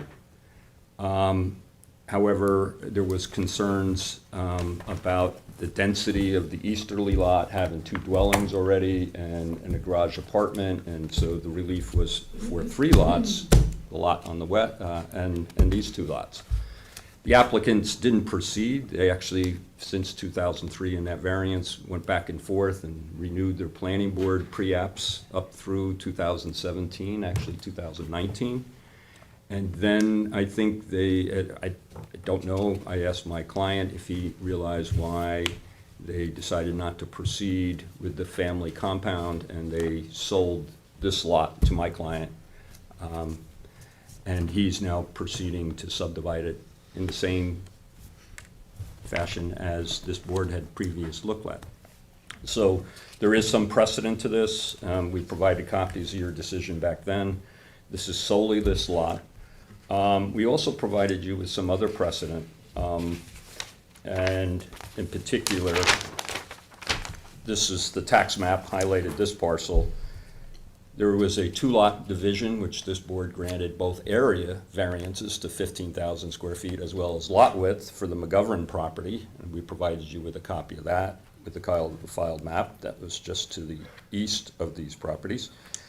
And the property, the Smith property, where the one neighbor lived that provided you notice, this board had also granted lot width variances to enable the subdivision, and that was granted in 2004. And then just to the northwest, the Lofstad property, a similar subdivision where this board gave lot width variances to enable a subdivision. All three of those were subsequently reviewed and approved by the planning board based on your variances, and we provided you copies with each one of those decisions. So this subdivision, as stated in our petition, clearly is in keeping with the character of the area. We have provided you with, our petition identifies that the substantiality of the variance for the frontage is not substantial, and there is no particular environmental impact. I do want to advise the board, and in the pre-application report, there was a report from the Conservation Board to the Planning Board, and their comments, different from previously, focused on the fact that the trees on the northerly lot 2 were cleared. And we went back to our client, it was cleared after the survey was prepared and submitted, subsequently submitted, but they've cleared it back in the early winter, maybe in February or so. We submitted these applications in June. So we're not in the Aquifer Protection Area Overlay District. There was no, the clearing is not regulated in any way. It was all cleared. And most of the trees were in what will be the building envelope. So we pointed that out. You'll see that the Planning Board did consider the Conservation Board, but made no recommendations in that regard. The other thing you'll see on the map is that there's an existing driveway that comes up the easterly property line. That has been shared. The property to the east also has another driveway east of that. You can see that on the aerials and your previous maps. Will that be the point of ingress and egress, or No. will it be Coolidge Road? Coolidge Road is going to be the sole access for lot 2. Okay. And lot 1 will be using the existing driveway on the west side of the house, and the driveway that's on the east, as noted on the map, is going to be removed. So What this you part see, here, that's gonna be removed. well, This you gravel gotta look driveway. underneath, you gotta look Yeah. underneath and see where the gravel driveway Right. is shared for the front house. They also have access on the east side. This shaded area, which these two shaded areas, actually, you see the details are actually only utility easements. Because there is a water main that comes in, and that was, the family did it on the property, and so when they sold it, they put these utility easements. They will remain, and they're only for utilities. So But when, we're- can you agree to that, the condition that she was saying, no new driveway, or is that out of your control with the planning board? So this is what I think she recognized, is that we're not gonna extend a driveway up here where her lot is here. We're not extending the driveway, but she's recognizing this existing driveway exists down here. Right. And So we're that's what I'm saying you that can will. agree to that. Yeah, that's staying. We're not extending any driveway. So we're okay with that condition. Right. We understand, and the planning board has asked us to consider notwithstanding that they had the total right to clear the trees, to consider adding trees along the westerly property line as well. Even though the subdivision, the Smith subdivision, none of the other subdivisions had clearing requirements or buffer requirements, and nobody else is required to maintain the trees at all, so. So ingress and egress to this property will be through Coolidge Road For Lot 2. for Lot 2. Yes, and Lot 1 will continue to maintain the driveway on the west side of the house.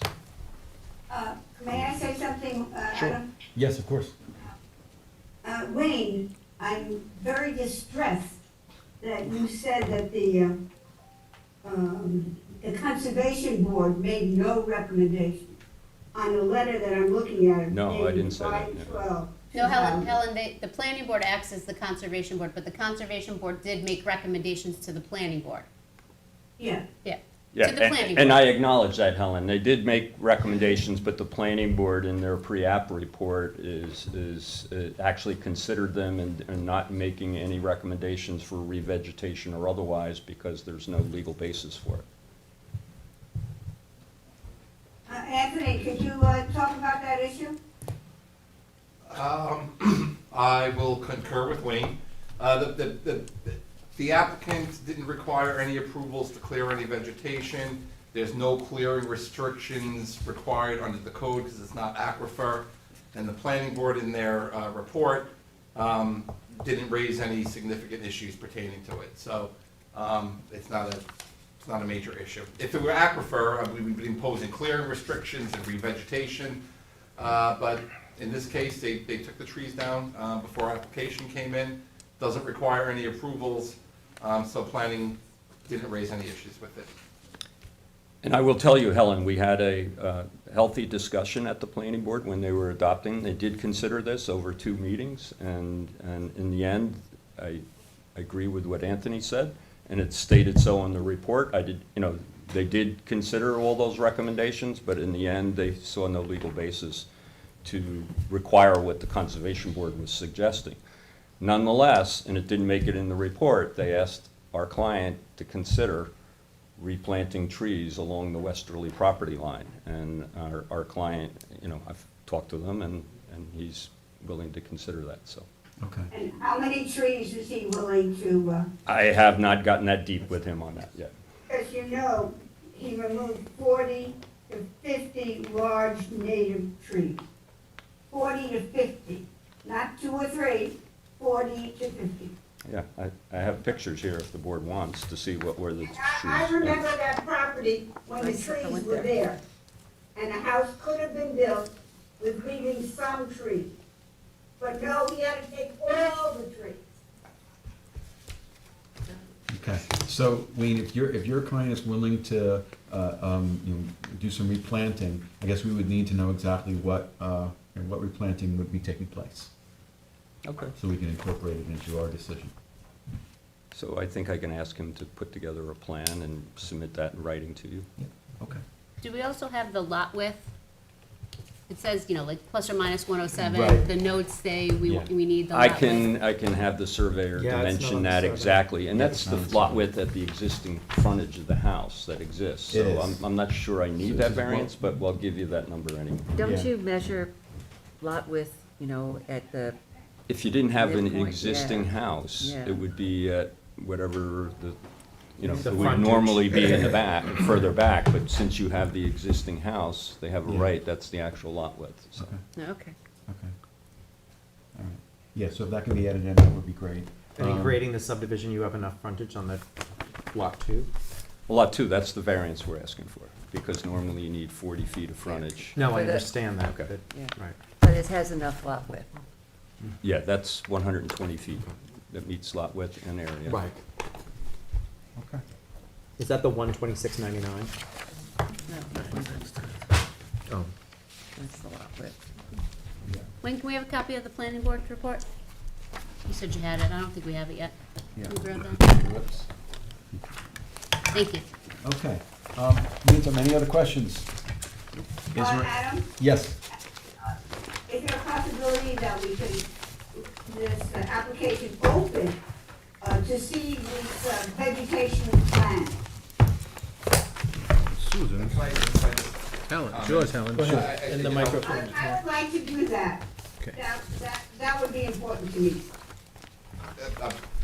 Okay. I won't say anything further than that. I just said, we're talking about revegetation, all these are things that the planning board would normally look at, so. Right. You know,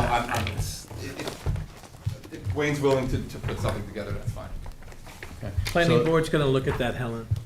Yeah. I but- think if we do, then as Anthony's saying, is you would want to leave it open, here's a revegetation plan that will be subject to further review and approval by the planning board. But yeah, I hate for the board to impose something in Yeah. good faith, Yeah. try to do something, and then it gets to the planning board, and they're like, we something want to look different. at something Yeah, different. we want a That's different tree. all. That's all. Let's leave that to planning. I agree. But I'll get you something, at least to show that he's. Yes. Okay. That would be okay. That he's willing to do Yes. some planting, replanting. That's good. Okay. We can do that on written submission. We can do, moving to a landscape plan or not? No. Waiting for a revised survey with lot width. I thought you did want to wait for a plant, I think Helen wants to see the planting plan, and then the condition could just be subject It's up to the to. board. well, we will submit, I think, something, but I don't know that we're gonna put a condition in the decision because we don't want the planning board to, be unhappy with it. Bound by us. Well, when does the planning board reconsider this? Well, what we'll do is, I Not will until I make submit a sure final map. that I have it reviewed by the planning board before. Okay. Okay, Okay. that's what we That need way. to do. If we can do that, then we could Yeah. have it as a condition, as long as the planning board sees it and Yeah, okays it. I don't have Why a don't we do problem it that way? with Okay, all right. In the meantime, wanted to ask if there's anyone from the public who would like to be heard in connection with this application, which is the application of 16 Indian Avenue LLC for property located at 201 Springville Road in Hampton Bays. Is there anyone who's waiting to be heard on Zoom in connection with this application, which again is for property located at 201 Springville Road, Hampton Bays? If you're waiting to be heard on Zoom, this will be the time to let us know by raising your hand. Gotta be a D, right? No hands. Okay, if not, Helen, it's yours. Adam? Yes. What have we decided? Are we Yep. leaving it open or are we closing? We're closing except for written submissions, and what's gonna happen is Anthony is going to forward the revegetation plan to the planning board to make sure they're okay with it, and once we know they're okay with it, then we will issue a decision with a condition, that requires that revegetation. What's the So, timing on My this? suggestion. How long do you think it'll take to have that happen before we put it up? I would give you to your second meeting in November, That works. whenever that is. What meeting is 19. that? 11/16. Right. Oh, 11, is it 11/19? 11/16. So I'll get it in, I'll not only submit it to your board, but I'll get the planning board copies as well. So, wait a second, so we're going to reconsider this at 11/16, another adjourn to then, or are we gonna make a decision on 11/16? Yeah, because we can close it except for written submissions, rather than you coming back. I just want to make sure I have enough time to get my client to Yep. prepare the document. Right. So it might take a couple weeks to do that, and then get it in and make sure we can get it on their calendar as well. So I was thinking the written submissions by that date. Okay, so written submissions And by then you 11/16. can make a And decision then there. first, and then the first meeting in December for decision. Yeah, okay, that makes sense. So it'd be 12/7. really written submissions by 11/17 then, right? Yes, we normally do. 11/17, yeah. That's what we normally do. Yes. We Day do it on after our Fridays. meeting. Yes. That's Okay. fine. And then the decision 12/7. 12/7. Got it. Helen, do you want to make that as a motion? I do. Okay, Second. okay. Ms. Burgess? Aye. Mr. Macedonia? Aye. Mr. Tudhill? Aye. Mr. Daly? Aye. Mr. Leonard? Aye. Ms. Curran? Aye. Chair votes aye. Thanks so much. Thank you. Have a good night. Thank you, Wayne. Susan, you're up. Moving right along. Item 7, Ronald Hoodlet, 6 Dunes Road in Hampton Bays, Suffolk County Tax Map 900-189-2-26. Applicant requests relief from the following provisions of the town code. 1, for a second-story addition on the north side of the property, Dunes Road.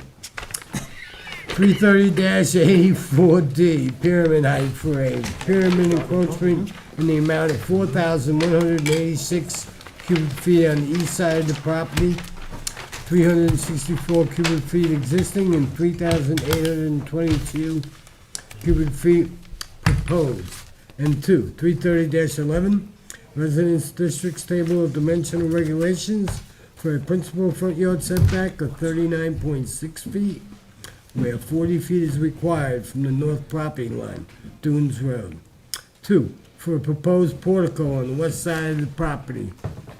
330-11, for a principal front yard setback of 33.63 feet, where 40 feet is required from the west property line, Percy Place. And 3, to allow the existing detached garage to be connected to the principal dwelling by way of a proposed two-story addition and second floor addition, excuse me. 330-11 for a principal rear yard setback of 26 feet, where 50 feet is required in a non-conforming lot, and any other relief necessary. Board has jurisdiction, and pass it to Susan. So I'm not sure, I'll just swear you both in, and I guess the gentleman over there is Yes, he- that's Douglas Arvadji. He's the architect. He's Architect, under the swear in. weather, but he's still gonna present. Okay, very good. So why don't I just start by swearing you both in, and you can both state your names and addresses for the record, please.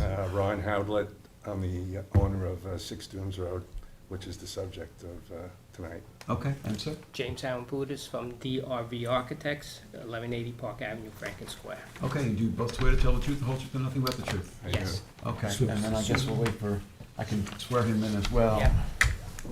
Can you hear me? Barely, yeah. Okay, all right, well, unless you're an attorney, I just have to swear you in. So if you can just state your name and address for the record, please? There's Douglas Vadji, DRV Architect, 118 Park Avenue, Franklin Square, New York. Okay, and do you swear to tell the truth, the whole truth, and nothing but the truth? I do. Okay, so whoever would like to tell us about the application. All right, I want to thank you all for having the remote possibility here. I didn't want to get anybody, give anybody what I have, it's a little cold right now. Our office was retained by Ronald Howlett, the owner of the property at 6 Dunes Road in Hampton Bays, to provide them with architectural services. I'm sharing the screen, I don't know if you're seeing it. Yes, we are. Okay, great. Mr. Howlett has owned the property since April 4 of 2013, and Mr. Howlett's daughter Kristen is a full-time resident at this house.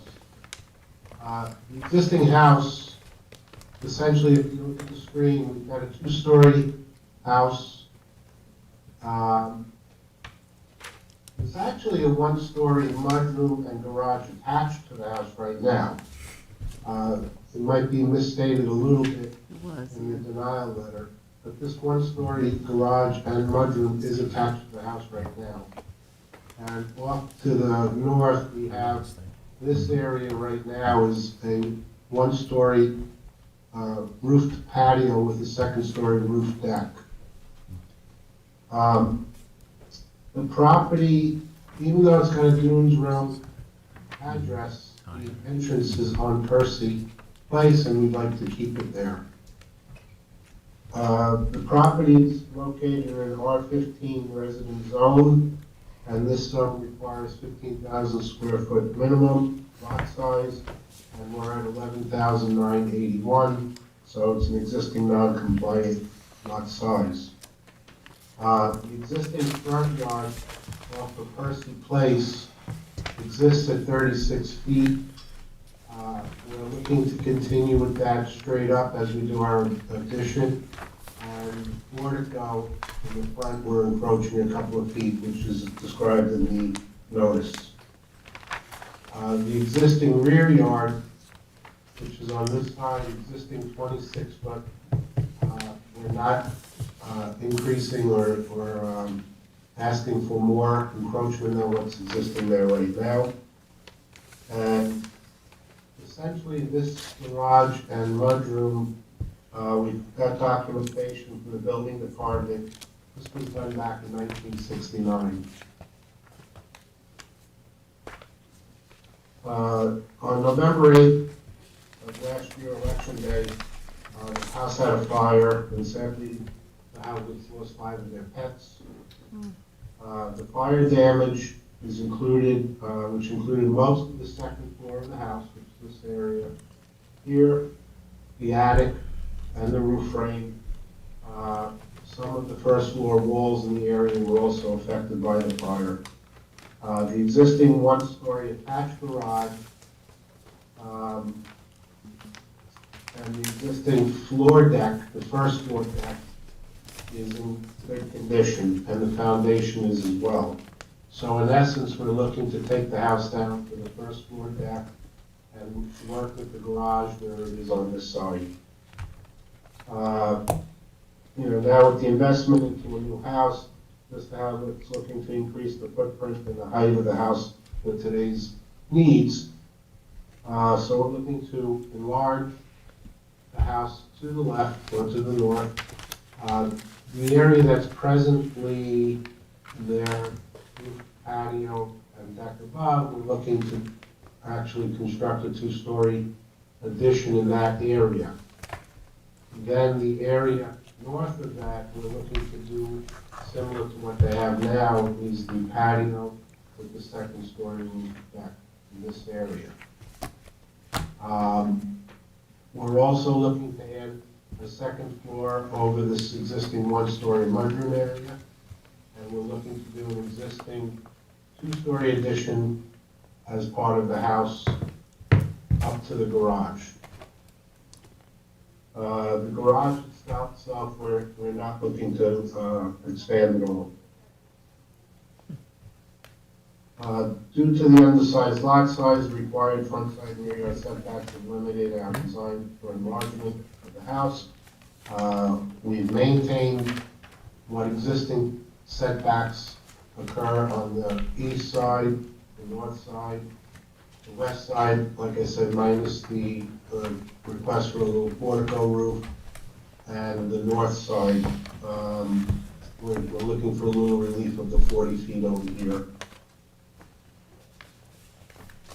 We're increasing the footprint of the house from 1,650 square feet to 2,040 square feet. Our lot coverage is 17.03%, which is still under the 20% max allowable. We're looking to raise the height of the house to 29.92 feet. So this drawing here.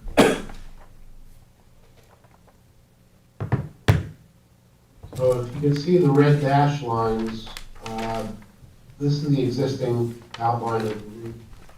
And this is the porch or the covered patio with the second floor roof deck right now. This is the existing two-story portion of the house. And then we have the one-story piece with the garage to the right. We're looking to raise the house to 29.92 feet, where 32 feet is permitted max. The other area of relief that we're going for is on the pyramid law. The situation is we're 15 or 14 and change from the property line right now. Again, the red dash line is the outline of the house. So the front of the house slopes up, comes back with a dormer off the back, which is facing east. So this little area right now presently approaches into the sky plane on its own. That's the purple is 364 cubic feet. And what we're looking to expand up into this area here comes out to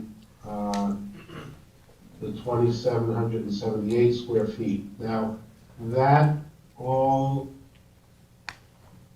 so we tried to do it in colors so you can understand. The purple, when you look at the back of the house, this is the back dormer area that's already encroaching.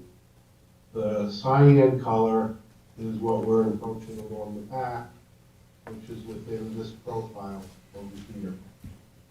And then when we get to the other side of the house, this roof area here drops down a little bit, and that's encompassing this portion of the sky plane. And when you add up the sky plane areas, where the additional cubic footage is 3,822, the total, including 364 cubic feet existing, so we're requesting 4,186 cubic feet of encroachment into the sky plane. Keep in mind that the floor area is not really the issue, it's the height issue for that second floor, and most of the space with the encroachment is actually in the attic. We were trying to get some height into this attic space because the house is on crawl space, and Mr. Hauser would like to have some use of the attic for storage.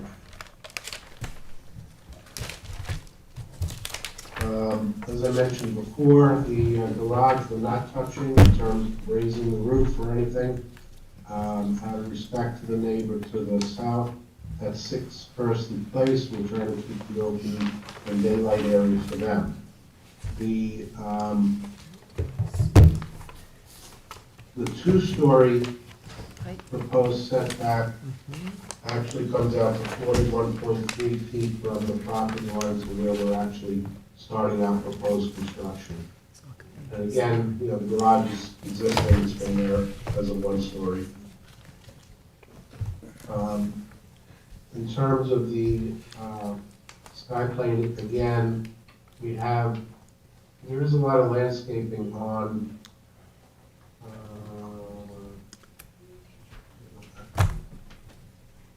the east elevation. It's pretty heavily landscaped along the side, so it does provide some shielding of the sky plane situation.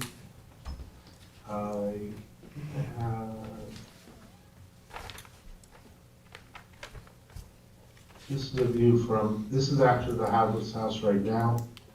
This is the neighbor on Dunes Road.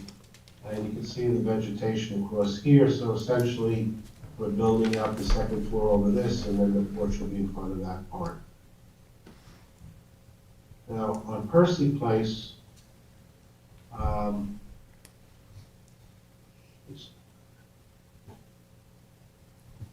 house to the south, I just wanted to mention that based on past history with the property, 6 Percy Place did go for a variance for very similar issues, setbacks and pyramid.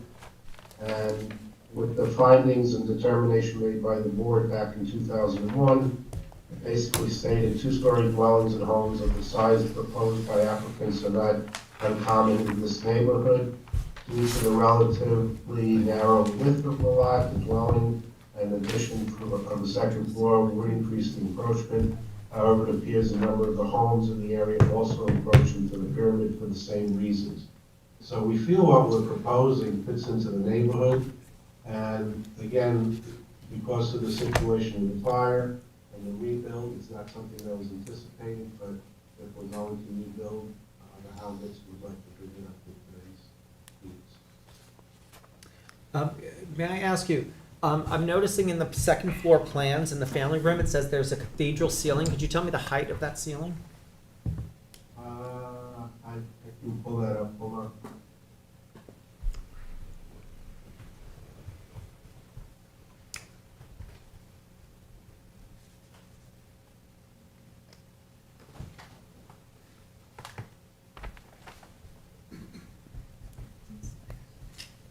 Actually, while you're doing that, I'd like the ceiling heights for both the first floor and the second floor average.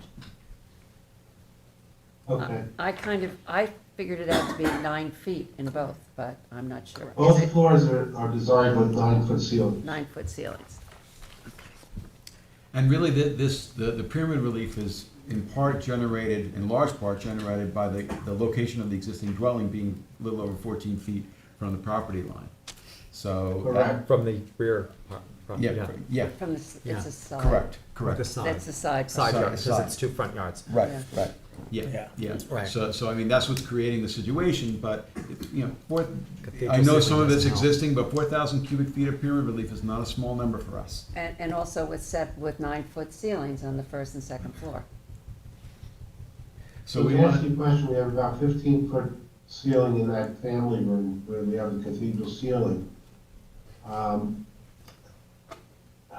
understand that the floor heights, or the ceiling heights are part of the condition of that, but again, it's the length of the house that's creating the issue with the sky plane. You know, when you see the section through it, there's not that much area being taken over. In terms of volume, it's really just, it's the length of the house that's increasing that volume. I understand, but you have to be able to get the 4 votes to get the pyramid relief you're looking Right, for, so- and I don't know that you have them right now. So your family room has a 15-foot ceiling, and that is at the same level throughout the remainder of the house with the living quarters, with 9-foot ceilings and then an attic space of approximately another 6 feet. Is that correct? The family room is this ceiling here. The roof line is a little lower than the main house. It drops down a bit. Oh, so it's even taller. Wow, the main house is even taller. The center. Yeah, the Center of the house. Yeah. And the center is where the attic space is going to be, correct? Correct. Yeah. So there's a bunch of setback relief, which, you know, to an extent is extending, or is, again, related to where the existing house is situated. I'm not sure whether there are board members who are concerned about that, and also whether there are neighbors who are concerned about that. But I think, to start with, seeing what can be done to reduce the amount of pyramid relief is something we would want the applicant to consider. Yes, I agree. I'm not as concerned with the setbacks as I am with the amount of pyramid relief. Right. I think it's excessive for that size property, and the ceiling heights may be contributing to it. But the issue again is we've got 14 feet on the east side. We're already locked in with the 36 on the west side. This is the pyramid line. I mean, what are we doing with our second Well, floor? I think that it's clear you might need pyramid relief. I think what we're suggesting is that you relook at your 4,000 feet. plans to see if you can bring that pyramid relief down, and looking at your ceiling heights to do that. Right. I What happens fully if- sympathize with wanting a cathedral ceiling in a family room. I grew up with one when I was a child. But on this lot with these constraints, and I do understand that you're working with the existing foundation, is that correct? Yes, yeah. We're working with So- the existing Exactly, foundation. right. And it's But we have set no back place on the to shoot. lot, and I understand that, but I think still at this point, a 15-foot cathedral ceiling in the family room, which then runs through the rest of the house and the attic space, I think that might be excessive. So we need you to reconsider, and what can be done to reduce the pyramid relief and come back to us. Right. Well, okay, so again, the 15-foot ceiling in the family room is only up to the point, you know, up to this point here. Right, the fact that the center is higher doesn't help. Right, but It actually makes it are worse. we understanding then there won't be much storage space up in this attic as well? Yeah, I think that's the a- applicant's gonna have to make some sacrifices here. Yeah. We made a lot of sacrifices in the fire, believe me. Yeah. Oh, I'm understood. sure you No one's- understand. no one is Yeah. trivializing what you My daughter experienced. has PTSD as a result of it. She was helping out at the polls and she was called in and by the police at the last minute. Yeah. And she arrived at this horrific scene. Those Sorry, it's stories very hard to hear you. were her, you know, her life. I mean, she loved, there were 3 dogs and 2 cats. You know, it's a beautiful spot. I mean, it's a beautiful spot. I think you have a That's lot of why the- potential, it's there, you to can get a build view a of the bay beautiful from there. home. But what we're saying is that, you know, we feel strongly that the pyramid relief is just a little bit too much. And please go back and take a look Okay, I at understand whether that, you but can why do reduce you some think of it's a it. little too much? Because none of the neighbors have complained at all. It's not up to the neighbors to, I you know it's not know, up to the we, neighbors, but I'm we, You have to be saying able why to do count you to 4. feel that? We- You have to be able to count to 4. yeah, Hmm? yeah. Yeah, you have to be able to count to 4. You need Yeah. four votes in order to get a variance approved. No, by I this just wondered board. why, if the neighbors If don't you- believe they're being. If you follow what we as a board have been doing, particularly in the last few years, you'll see that we often scrutinize pyramid relief. Right, Okay? right. And that's that. And the that's what we do. setbacks is, I went to the property, the setbacks are set. I mean, you know, there's nothing to do about the setbacks, they're appropriate, you know. you're taking off some of the stuff on the back, on the side yard, you know, the shower and some other things. And the hedges are not that tall. I mean, you know, there are hedges there, but they're not that tall. Well, the neighbor has a stockade fence. Yeah, no, I understand, but anyhow, so, that's where we're coming from. Okay, all right. So, Okay, so we're gonna need you to come back, What okay? would you find, if I can ask, what would you find, We're not gonna have a debate over this. We're telling you what we're willing to do, okay? We And need you're you the to architect, reconsider and so come back. do it. Okay? That's, I think we've made it clear enough, all right? So I just wanna ask if there's anyone else in the public who would like to be heard, and I think we'll need you to come back. Okay, is there anyone else who would like to be heard in connection with? acceptable? No, we're You're not, done, you're done, sir. we're You're not done. gonna negotiate with you. It's too much. Come back requesting less. Yep, And Okay. we'd like to see some movement. yep. We want to see movement. Yeah, that downward movement in terms of the pyramid relief. Okay, is there anyone up on the public who's here in the boardroom who would like to be heard in connection with the application of Hoodlet for property located at 6 Dunes Road in Hampton Bays?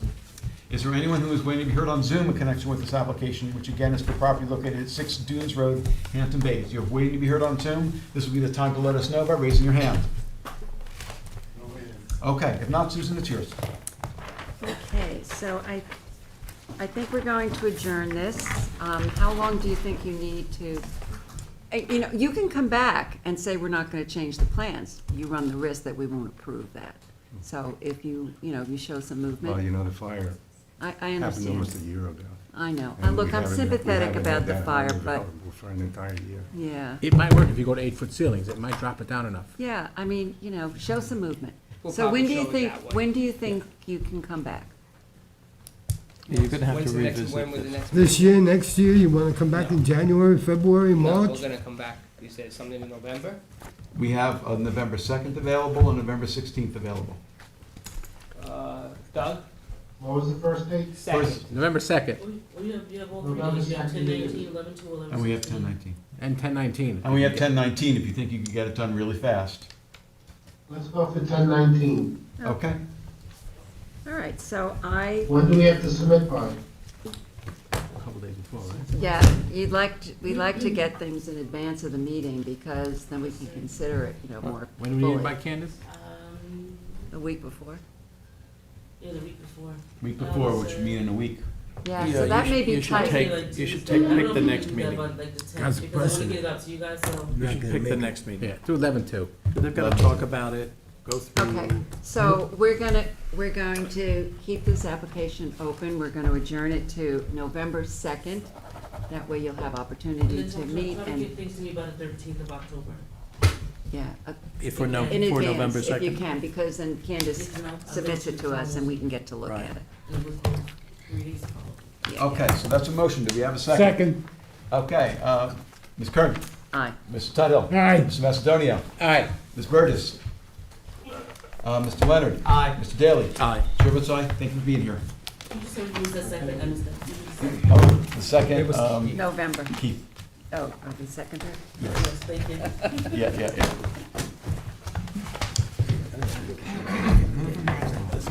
That was the good thing about Zoom though. Remember sharing the screen, like that was nice to go through that. Okay. We No didn't problem. All right, go good. through the papers. All right. Thank you. Item 8 on the agenda. Francis Bacady III and Nancy L. Bacady, 5 right-of-way in Noyak, Suffolk County Tax Map 900-5-2-32. Applicant requests relief from the following provisions of the town code for a proposed 2-story addition to an existing 1-story, 1-family dwelling located on a lot with a second 1-family dwelling cottage.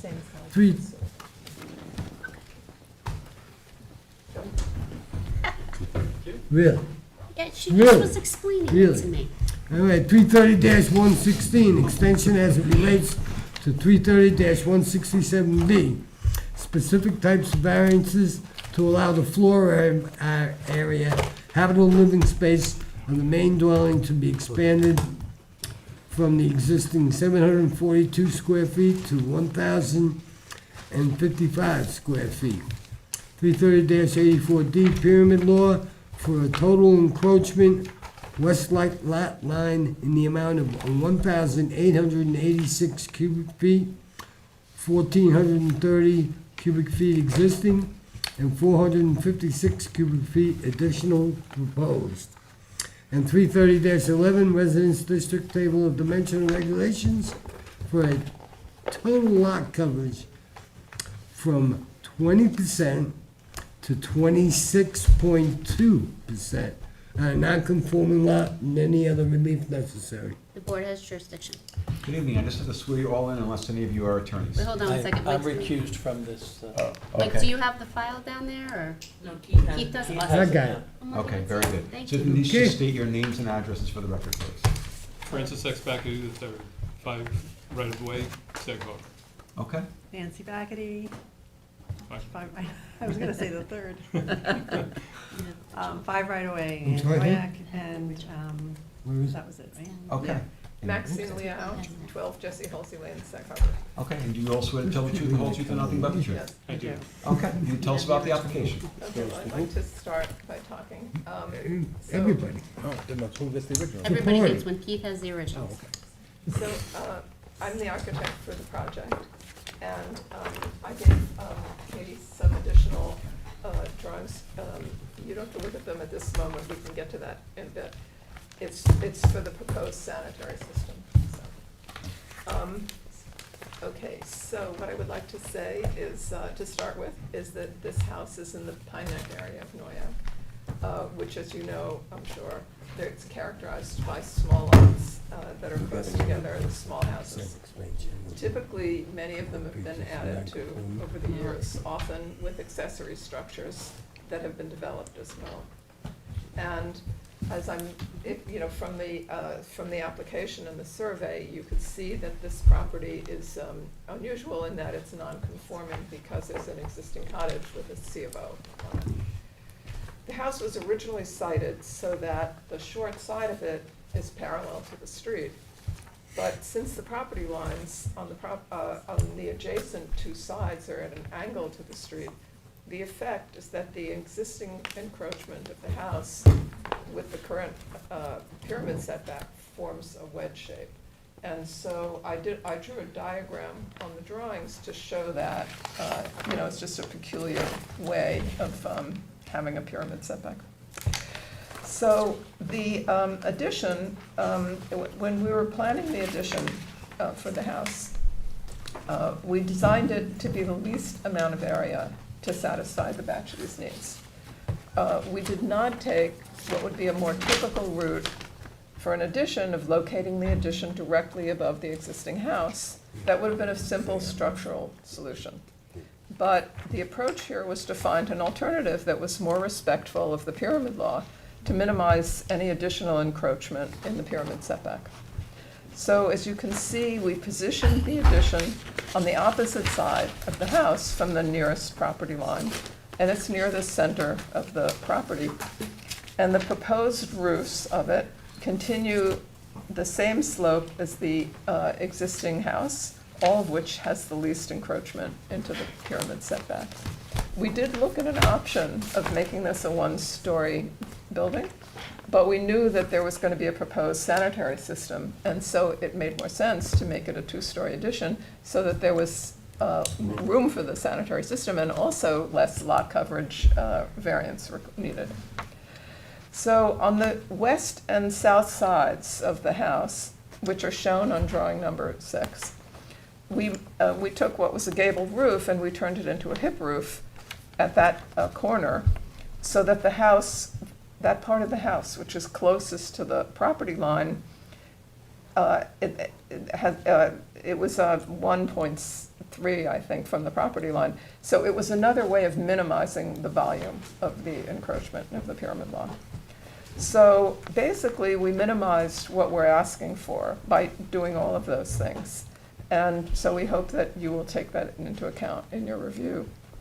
And the application lists the different variances, and I don't know that you need me to reiterate them, but It's a variance for lot coverage, expansion of non-conforming use for increase of habitable space, and then the pyramid setback.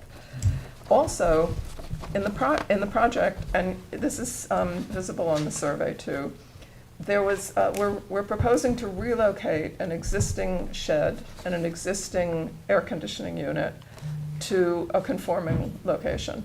They were put in place prior to the Bacchides owning the property. And we're also including, as I mentioned, an upgrade to the sanitary system. So that would be abandoning an existing cesspool and providing a state-of-the-art sanitary system, which then will require the house to connect to town water. So ideally, all of that will improve the environmental impact of this. The drawings that you just got are from the engineer who designed the new sanitary system. And I gave it to you as a full drawing because it shows the property in the small version on the right. It shows the property in the same scale as the survey, so you can go one-to-one and see where the sanitary system is proposed. And then I gave you a half-size copy if you don't want all that paperwork in your file. So, let's see. Yes, if you have any questions, I'll be happy to answer them. And the Bacchides, I think, would like to say a few things. And we thank you so much for your consideration. But just before they speak, so I just wanted to say for the board, so your application looks like your previous expansion was 5%? Yeah, the previous expansion that was approved in 2002 was 5%. And this one is 33.8, right? Yes, 33.8, exactly. So basically 30. So they're still under 50, it'll They're be. still under 50, but they're It's- close to 40 at this point. Yep. Right. I'm sorry, so do that again, 5% Yep, expansion? she did it right in her application. There was a previous expansion of 5%, And that was in what year? 2003, I think? 2002. 2002. When it was approved, Okay, right. and then 38, Right. 33.8. But this is a small property. The area is only 313 square feet.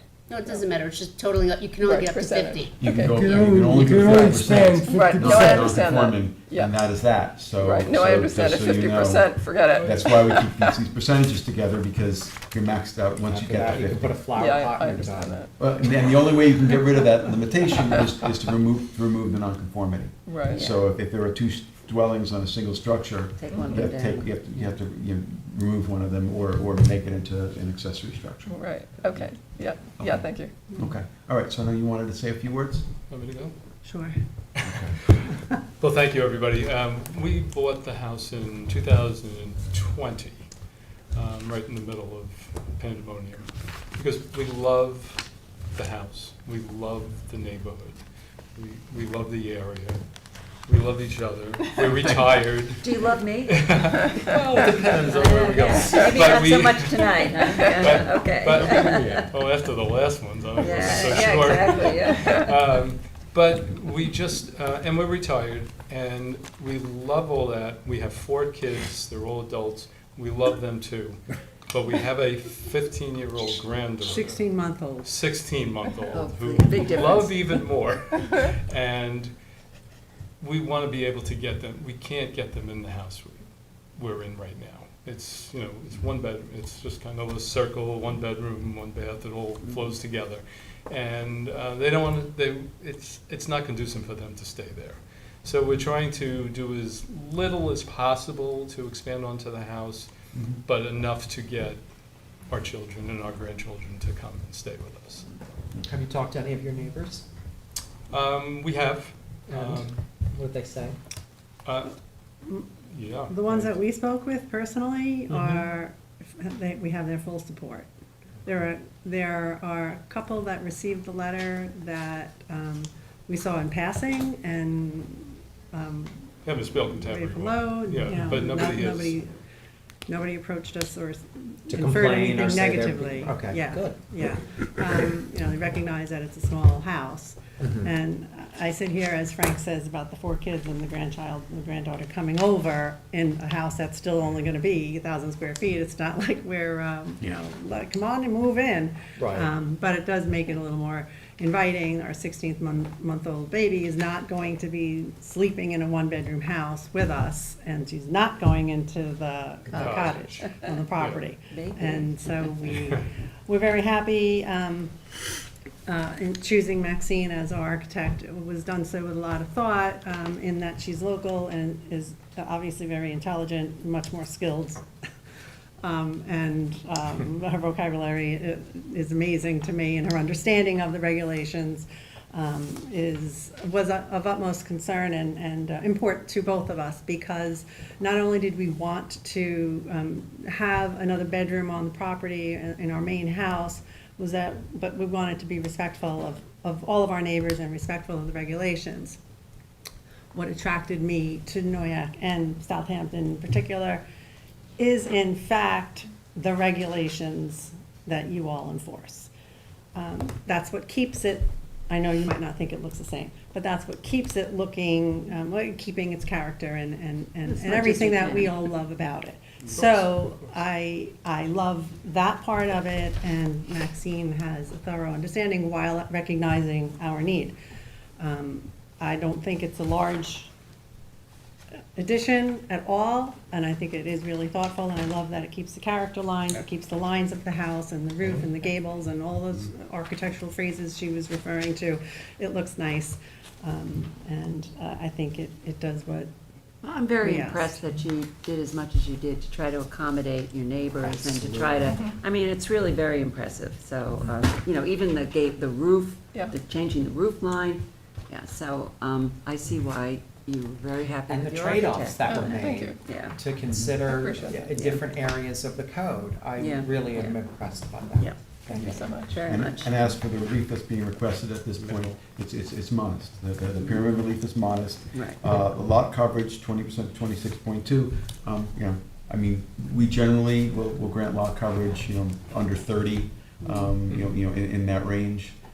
So it's within the range of what we grant to other applicants. So I see this as a reasonable application. I have no problem with it. That all having been said, I do have to ask if there's anybody here. So, There is. there There's is. somebody in there. Okay, you can come on up.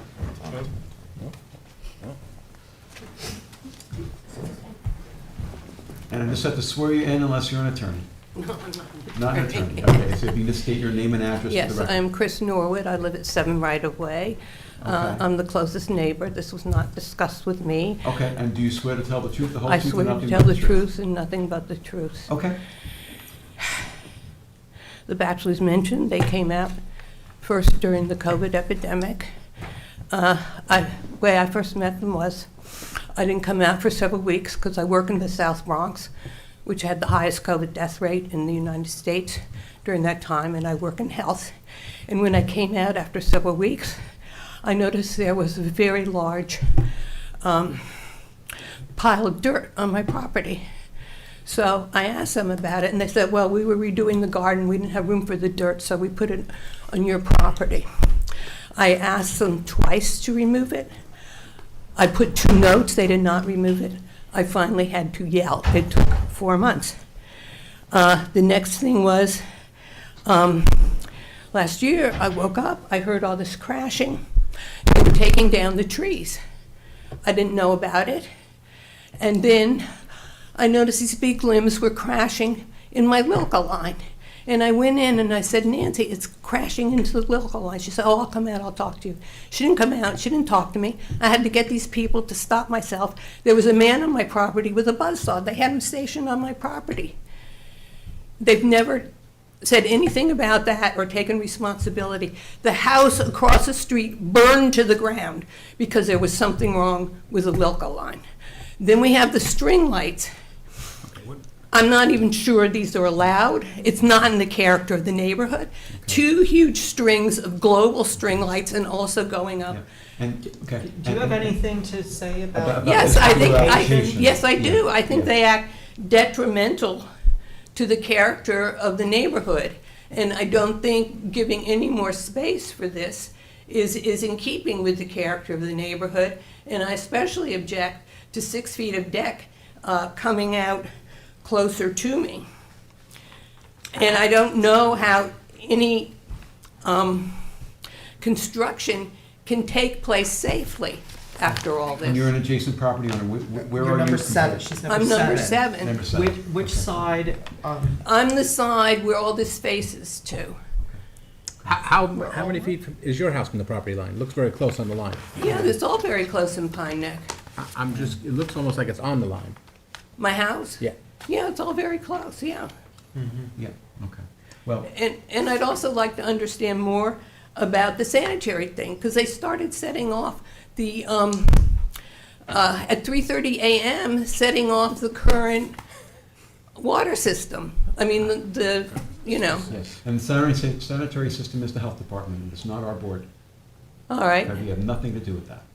Because I want to know it's not going to interfere with the properties being so close. They have to have health department approval for whatever they do, and that's between them and the health department. Well, I just want to say, I do not think the way this property has been used, I have never been part of this love fest, I could assure you. I'm a woman alone, I'm a senior citizen, and the whole thing is bullying, and we'll do whatever we want, and this is not the character of the neighborhood, and it's up to you to come over and try and stop us. Okay. And this is not the character of the neighborhood, and especially taking a deck out 6 feet closer to me. Okay, so you want us to deny the variance application? Yes. Okay. Thank you. All right, thanks for your comments. So, I would like to respond to something that she said. Okay. Not everything, but, there is Okay, no. you've been given a chance to speak, and I'm I going to give am. her a chance to I am. respond. I don't know that Okay. we're going to have a back and forth going on. Okay, so I don't know where you're, Okay, and if you direct the comments to us, please? Oh, okay. So there is no, area where the deck is being extended toward the neighbor. okay. So, on the It's plan. already there. I mean, if she wants to look at the drawings here, I she's did. welcome. It said the deck is coming Yeah, out okay, 6 feet this hold on, way. we're on one person speak at a time. It does say proposed deck extension right Okay. there. Going towards the back. It's in the not middle. But it's going- not towards not the going neighbor. towards Yeah, the- in the middle of It's the an property. extension, but it's not going towards you. It's gonna go Right. to the, with the length of Okay, the. and this all having been said, I just want to mention, it's good for neighbors to get along with each other, and so you have a very unhappy person who came here tonight. We And- see and- that. Well, and it would be, I think, probably in both sides' interest to have a line of communication about whatever's transpired. Yeah. Because he's, obviously, your neighbor's very upset. I'll answer to a couple of, just one or two. Right. We saw Chris today, she I waved to actually, Frank. we actually waved to each other. And we were under the assumption, since we don't speak regularly, she comes out sometimes, we've been out more often, living here. And I thought that would have been an opportunity if she had opposition. So honestly, I didn't realize that she felt that way. And when I was cleaning out underneath the cottage when we first bought the house, because it was suffocated with topsoil from the landscaper, I did pile it up, and she did ask me to move it when I was also repairing the hole in the wall in the cottage, and I got to it not the next day. And she's right, I didn't get to it right away. And I moved it, and I don't remember any yelling or anything like that taking place. That's all I have to Okay, say. yeah, and I don't want to spend a lot of time on. Because that's not our business. It That's not our really business. isn't. It's You're right. between you. You're right. But just always needed to encourage people address. to get along whenever That's why I possible. answered Okay, that. this is mine. Let's see if there's anybody else out there? Okay. How about Is on it- Zoom? Zoom, okay. Yeah, I Anyone know. who's waiting to be heard on I Zoom get that. in connection with this application, which is, no one on Zoom, okay, No one on Zoom. okay. I believe Okay, I- I'll my make a computer motion to is- close with written Oh, I'm subs. confused. Is, what page is the written subs? 10:20. 10:20 for written subs with a determination on 11/7? 11-2. 11-2. 11/2? Okay. Do we have a second? Second, Okay. third. Thank you Okay, for all Mr. you Tudhill. Aye. Ms. Kern. Thank you so Aye. much. Mr. Leonard. Aye. Mr. Macedonia. Aye. Ms. Burgess. Mr. Daly had recused himself, and chair votes aye. Thank you so much. Have a good day. Thank you very much. Appreciate your Thank time. you. Good night. Good luck. It's a never-ending day. It's I'm gonna use the bathroom, for 1 minute, I'll be right back. All right, so. Okay, we're on to re-advertised applications. Item 9 is Camille Quario and Robert Penny.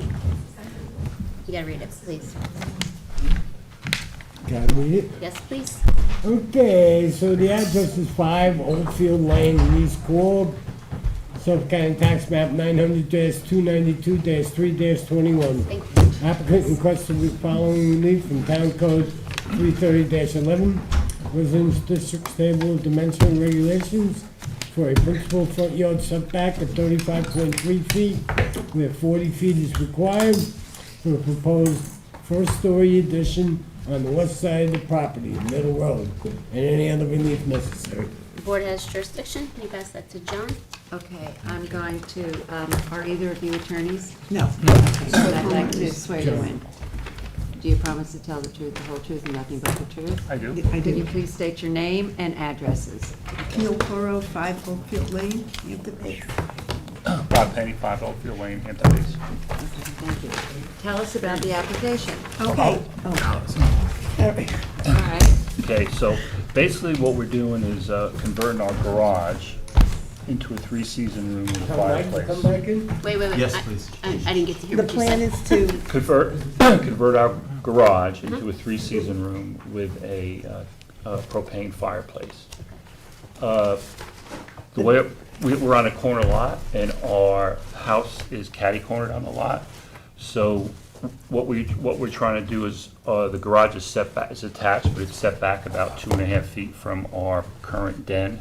So we're bringing that out, so we get rid of that, so it's flush. so it's flush. Just And that aesthetics. allows us to put a door in to go from the den to this new room. Which will become the den. If we kept it like it is, we would still need a variance because we'd be like 12 or 18 inches, like 38 feet, 6 inches anyway. So we decided to come out. And that's the only variance we need is the, It's just 2.8 feet I know to it's keep that. very small. Very small. Very Yeah. small. Compared to what we've been looking at all night, Okay. very small. Any questions or members of the board? No questions. Is there anyone from the public who'd like to be heard in connection with the application of Cora and Penny for property located at 5 Oakfield Lane in East Quogue? Is there anyone who's waiting to be heard on Zoom in connection with this application, which is again for property located at 5 Oldfield Lane in East Quogue? If you're waiting to be heard on Zoom, this will be the time to let us know by raising your hand. Our neighbors love us. Your house. Charlie, any hands? No hands. Okay, Okay. great, thanks. John, it is yours. Okay, I move to close the public hearing on this application, set it for written submissions on 10/20 with a decision on 11/2. Second. Mr. Leonard. Aye. Ms. Kern. Aye. Mr. Daly. Aye. Ms. Burtis.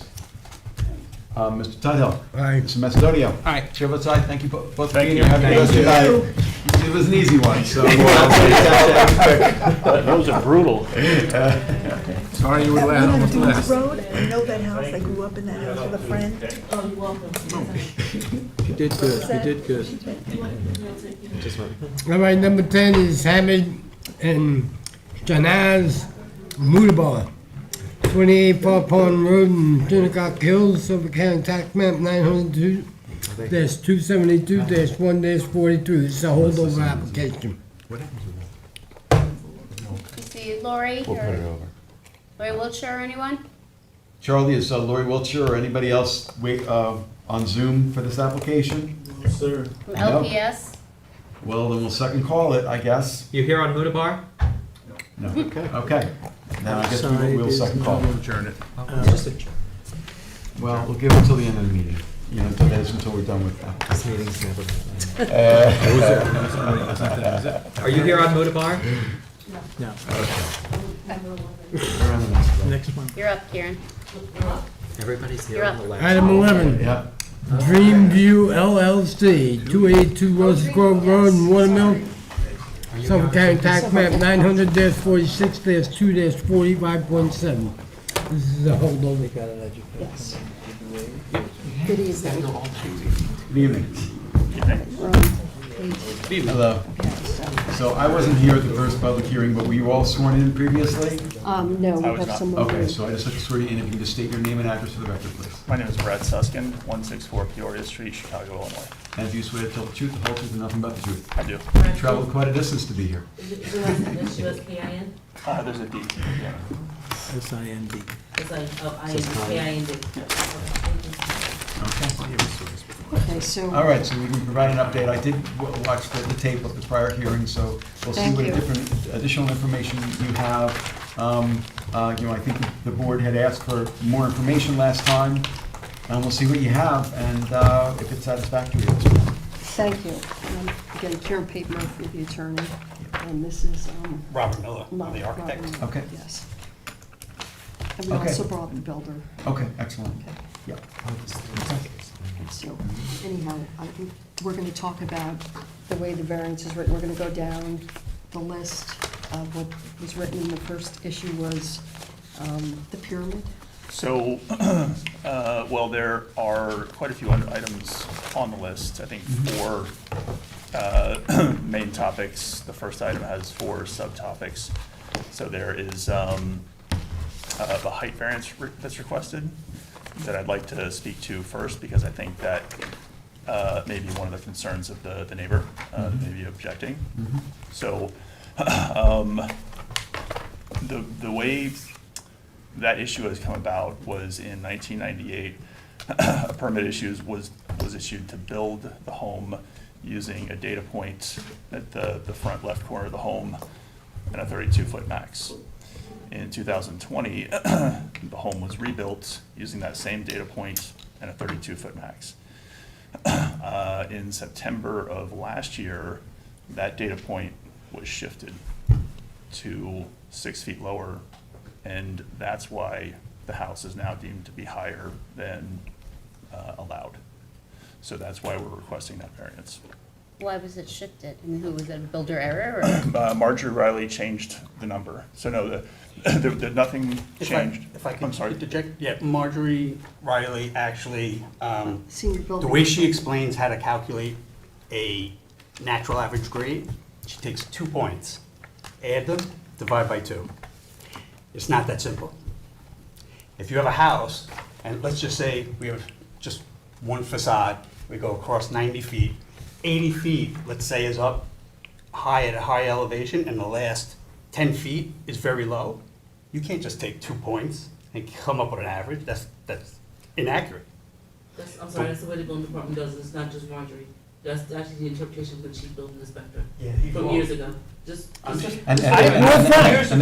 that's who operates the building department, and that's who you have to work with. Why Rather than argue with, don't you that's who you have to apply for work his with. job? I'm not arguing. Excuse me? Why don't you apply for his job? I don't need his job. Okay, so Well, if you think everybody's doing Okay, wrong. let's, Please, okay, wait. hold on, hold on. Please, Hold on. I don't need please. everybody. Sir? All right. Yes, sir. Getting away Please. from us, it's getting away from No, us. hold on. Okay. I'm not appreciative of your attitude right now. I'm not appreciative of him. Hold Okay. on, Rob. No, You're talking Rob. to me right now. Okay. And I don't appreciate this. So why don't we all take the temperature down? I can And do you that. know what? I certainly could do that. If he goads you, take the higher road. Try that. Okay? Let's do that. Let's all I can take try that that. as I can try advice. But I think the point that Candace is making is that we are bound by the building department's interpretation, and you may disagree with that, but we are bound by that. Is that correct, Candace? I'm just Yes. stating for the record that that's been the interpretation for Okay. many years Okay. now. So in 2008, we presented a case here, and it was calculated completely differently. And that was 2008. Correct. Okay, can we just Nothing has changed. stop for a second? Okay. I have the approved plans from the first building that I'd like to submit into the record, Sure. just to show No that problem. there was a building. And I have one, these are smaller copies, this was taken from the GIS. I put our ID on it. Okay, There. perfect. Now, Bradley, it are has, you, this an has, I'm the owner's representative. yes. The owner's representative. Yes, I have, this is, Who's my lead, John the lead? Who's the lead on this? No, it's Michael. So can you pass that original down to okay, Mike? so anyhow, One of these? these are the, and I apologize, they're all the plans. But if you go to 6.6, it shows what was there beforehand. That was. So hold on, Karen, so these are the plans from when? Original 1998. 1998, okay, and these have a building permit number on them, which is on, sorry, Just watch out for the. I'm sorry. Microphone. which was on the page 1. Okay, so those show the spot elevations, is that what you guys were talking about? Yes, Right, and so those page show 1 the- it had a building permit of 038056. So these are the plans, and if you go to 6.6, you'll see they have the rear elevation, and 6.65 has the front elevation, which, if you recall from this property, it's very long and narrow, and it sits on the highest point, and it goes right onto a cul-de-sac at Roses Grove, but it cannot access Roses Grove. It has to go the rear through an easement. Correct. And that's on the subdivision. I'm just refreshing my memory, sorry. That, they do have that driveway that is gonna be revegetated, and it goes in front of the neighbor to the east. But anyhow, this is the building that was the plans that were stamped, approved, and built. And granted, it's on a hill, so I'll let them talk about how that's calculated. And I also have, if you want to bring up that recent decision. or- Well, I'd like to Okay. answer Katie's question, if I sorry, may. sorry. Okay, so Your here it question is. was, you asked if it was builder's error, I think. Yeah, I was just trying to figure out, Yeah. Understood. I mean, I So, on a 5.6, This is backwards. They have from 1 to 6. okay. What page are we looking at? 5.6. 5.6 is towards the end, I'm Yeah. sorry. Okay. Second to last page. Yeah. You see the upper left-hand corner as you're looking at it. The 32-foot max from that front left corner of the house was how the original building was permitted and approved. and the base, the grade was what, at what elevation? The grade was 195. Right, because that's gonna change, you're saying, as. No, so the actual soil was and is 195. And that's what they took it to measure the 32 feet? That, That's what I'm exactly. trying to figure out, okay.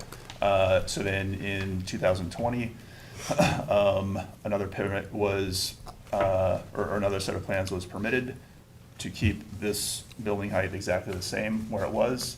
The building was built back to that, so it's a hardship issue really kind of in question here. No, but in 2020, it was measured at the same elevation, which was what? What did you say, it was 130? 195. 195. 195, okay. Was the starting point, and so the height of the building that's there now is exactly the same as the height of the building that was there before. But in 2023, he was saying that you took two sides, is that why it's different now? In 2022, about a year ago, Marjorie came in and calculated using a formula that. Right, the average of two, which was Yes. not used before, is Correct. what your position is, right? So is it the Yes. average of this side that we're looking at right now, the 32, and the side that's I believe the so. larger side on the right? I Well, these believe are the so. old plans, these are These not. are, this yes, is the sir. old house that was there, and they tore it down, and Okay, they left the foundation. okay. And then they got a permit to build a new house. Where do we have? Is plans part of for it the new still house? exposed like this, Yes. Yeah, yeah, okay, at a lower elevation? Yes. Yes. yes. So what they did was they took the average of this side with the lower elevation and this side with the higher Yes. elevation, and that got you 5 feet 9 inches too high. Correct. Yes. Divided by 2. Got it. So, That the wasn't so reason. hard. Thank you, I'm Thank still you for learning. bringing, thank Thank you you. for landing the plane. Thank you, So yes, the request for the variance at this point is, we certainly didn't intentionally do anything wrong. We had a set of plans that told us we could do something. At this point, it's done. The standing seam roof is installed. It looks great. It would be very, very expensive for us to redo that, and we have a precedent. do you have a number? Wait, I just want to back up though. So the 98 plans and whatever the other 2020 plans didn't have spot elevations on both sides of the building? Correct. Well, so yeah, this has no elevations. The 2020 plans, I don't recall if there were spot elevations on that. No. No. So it was just, so the 2020 plans were just, we thought this is what we were allowed to build, and it was approved to rebuild to the height that was there. Okay, but then you can't, then you fast forward to now, and Marjorie says, give me spot elevations on both sides to get your permit, or she's saying it now that it's already built? She's saying now that it's already built, So were you using these old plans to build this house in 2023? No. no, we weren't, we have an approved set of plans from 2020 Right. that we built to. And then after it was built, Oh, so these are, so there's no 2023, these are the plans? no, sorry. 2020 plans is what you built. 2020 plans. 2020 plans Yeah, were it we did built. not be, and we then didn't build this. They were approved, we built it, and in 2022, we were told, sorry, it's not. We're coming in with an addition. Right, when we We're proposed proposing an phase two. addition, So, okay, because they so started that rebuilding was- the house. So and these are then- the 2020 plans. Is that correct?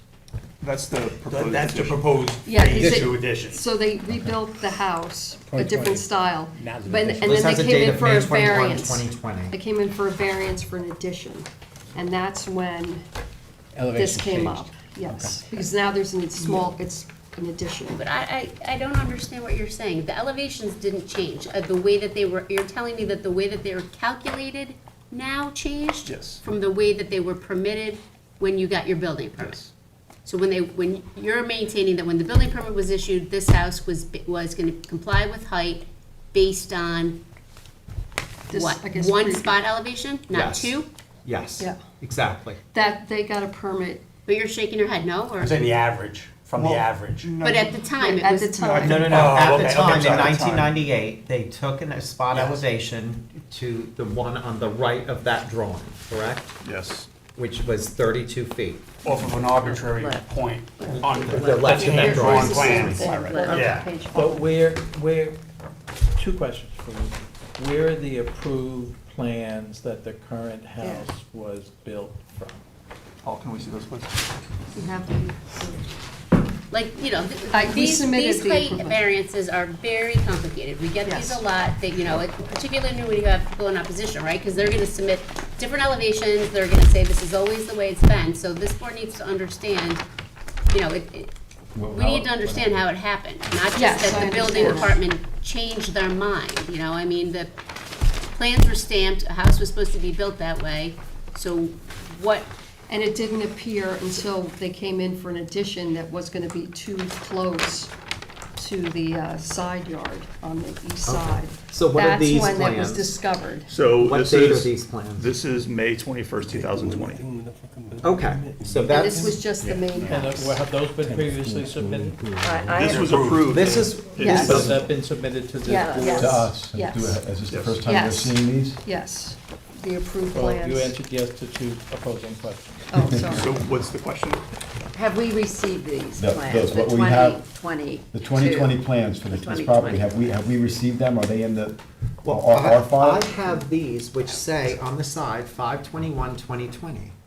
Yeah, they're not the So same then- plans. so they're then we different don't- plans. That's phase two. Okay, so Okay, you so need to submit. Why are a these The not the approved. same those plans? Because now Because they're we asking had- for an correct. addition. Hold Right, on, right. hold on. Okay, so I'm yes. asking, let them answer the questions I ask. So we went to, we filed an application for a phase two addition, Uh-huh. which that is, so that shows what is existing plus a proposed. Okay, I see. And area. that's when it came Okay. up, about the main house that was already been inspected for the, Okay, so these plans in 2020, we just, and do those have a permit number on them? This is when the house was rebuilt, right? It was Yes, they do have taken a down permit. and rebuilt, and And you they have have a a permit. permit number on that? yes. Okay, and so what spot elevations were done with regard to those plans? None. So it was accepted from the 98 numbers? So I'm not the original architect on this project. There was a set of Who plans. Greg Tejan? Great, Okay. Great Tejan, I think his I name think is. I don't know if I'm saying that right. So what happened was the builder deviated from the plans, and then he was asked to submit a new set at that Okay. point, and then I was asked to come in. And so I did a basic And set that of was plans. at that time? That was in that was at 2020. that time. And so no new spot elevations were done to determine height of this building? Correct. Okay, and so So explain to us, what did the building department do with regard to spot elevations? Just use the numbers from the previous I building? don't know. I really don't know. Okay, so it was never It was never investigated by discussed. the The plans building went in, department? approved, no questions. But, And there were but you just inspections. said that the builder deviated from the plan. Yeah. So didn't I ask if there was builder error? And you guys said no. Like, was there Well, that's builder? not error. So I'm sorry, He so, deviated from the plans, the but- builder deviated from the plans, that's Yeah. not builder error if you're coming here for a height variance of 38 feet? but. Well, no. I I think I didn't can, deviate from the plans for the height. Okay, In other areas of the house, interior. okay, okay. And it was substantial enough for them to ask for a new set of plans. And what was Okay. the height of the house in those plans? In these plans? So I never had established a grade level of elevation of natural grade. Okay. And honestly, I expected to have these plans denied for that reason, and they never were. Okay. Can I just ask a technical question? It's written in red there, permit number. Is there a stamp that the building department, you know, the first plans in 1998, you got like a stamp? Like a This- Bates label. Yeah, yeah. This has, it's signed approved. Oh, okay, I just couldn't Okay. see from here. Okay, I'm so I sorry. just wanted to make Yeah, sure like I don't that- have that on those plans, I got it off. Yeah, So, okay. I had a second question, and that is, so was additional earth moved from around the house in between the first structure and the second structure, or since the second structure was built and now you are asking for an addition? Because the area, you remember I was up there to walk Yes, the sir. property with you. I don't know if you want to. Identify Well, yourself. no, we'll Okay, wait. we'll But take so one my person at question a is, time. was Yeah. additional earth moved, which would then create the need for the building department to reevaluate the height? I know that it appears like where you want to put the addition, that earth has been moved. So height is from, right, the previous natural existing grade without any fill, without any cutting, without Right, anything, right? right. So we had a survey done prior to starting any work with the topography and everything. So we were working from those numbers that were there from that original house. And you kept the foundation. And we kept the foundation. It kept the foundation Yeah, from the the house first is house. where it It is. was where, yeah. Yeah. And part of it is exposed. Part of the basement is exposed. Yes. Right, on Which the is back. always One side of well, the on house. One side, yeah. On the back, it Okay. was always We're gonna exposed, change that. but now We it's will get to that. exposed on the side. Yeah, So when on they the- came in for the The north side. correct. proposed The- addition, I think it's the east side. side. Is it- When you're coming to the East front of the side. house, it's the right Correct. side, yeah. Okay. so it whatever was it is. discovered when they came in for a proposed addition. So is it on the addition side that it is exposed through the basement, or is it on the previously built? So the way that it stands, on the addition side, it's exposed, Okay. but we don't plan on leaving it that way. You're We gonna plan on grade. raising it You're gonna raise and the grade. regrading it because, you know, and that ties into the whole three-story, is it three-story, 2 stories, is the basement a story or not? But a story is based on finished grade, not average natural. What approvals do they need for regrade? Huh? I said, what approvals are needed for regrading? Candace? Hmm? None. Go to the regrading department. Yeah, exactly. None? It's Okay, probably I'm just an application asking. with the building department. Yeah. I don't know the building department's form, but there's I something think called fill composition form. I And, don't know what it's for, I don't know if that has. Okay. yeah, they, Right, they right, do right. have a Okay. form, and also that they have to look at It is drainage, right? They look at Exactly. drainage, you have to keep your drainage contained on Keep- your property, contain your especially water. since this is on a hill. So the town Okay. engineer's gonna have to get involved. So like I said, these plans got approved, and there were inspections, when it was, I forget what you call it. Yeah. What is it called? And that part of this, you know, Yes. getting a permit, having inspections, and then a discovery that When we went for something- the addition. Yeah, that something was Yeah. missed, and Yes. that is not unheard of, it happens. We don't like for it to happen, but it does happen. And so that's why all of this is so helpful, because we need to know how these things are. Listen, I'm certain that the building department is not gonna say that they approved these plans in error. So the question to you guys is, the building department approved these plans, they said this house was 32 feet. You're saying that it's not 32 feet because the building department changed the way that they calculated The average natural grade? From 1998 to the present. Doesn't matter about Yes. 1998, these Yeah. plans were approved in 2020. 2020. And they were Yes. approved by the building department. So, But without spot. without, There's no, Spot right, elevations. no natural grade was ever That's the- established. the answer to your question is yes. Yes. There was. So there's no spot elevations on any of the 2020 plans? Correct, So it just says 32 feet. correct. Right, and they stamped it approved, and they inspected it. And you expected them to reject it because of that? but I they expected, didn't. because I didn't have any zoning information on there, Okay. that they would have said, no, you need to Yeah, come back with the zoning. So I thought that was gonna happen, then all of a sudden, found out that there was a permit issue. okay, okay. And the reason I didn't do it was because it was like rush, hurry up, we were shut down, you know? I also have Okay. a variance I'd like to submit, that similar situation, regardless of who made the mistake, where you granted in June 2nd, 2022 decision D02206 at 142 Middle Line Highway, where they got they built the house, and then it was determined that the building height was 37 and a half feet when there was supposed to be 32. And there was some building, when the building department looked at it, they missed it. Okay. So I Let's just want to submit submit that this is your, I mean, this does happen, it's not a thing. And again, it was discovered when, when we went in for the addition. And it was over a year with Marjorie. I'm the attorney, but the architect was talking with her, and now I think I understand pyramid. So you guys know better than I do. but- Did you submit those to us? We have not. No, but we will. I will We're gonna need submit, a copy of those. we'll get copies of this approved stamped plan. I apologize. Mike gets this. Okay, Michael. All right, and what about all the other things that are built in the wrong place? Now, Tennis court, the pool.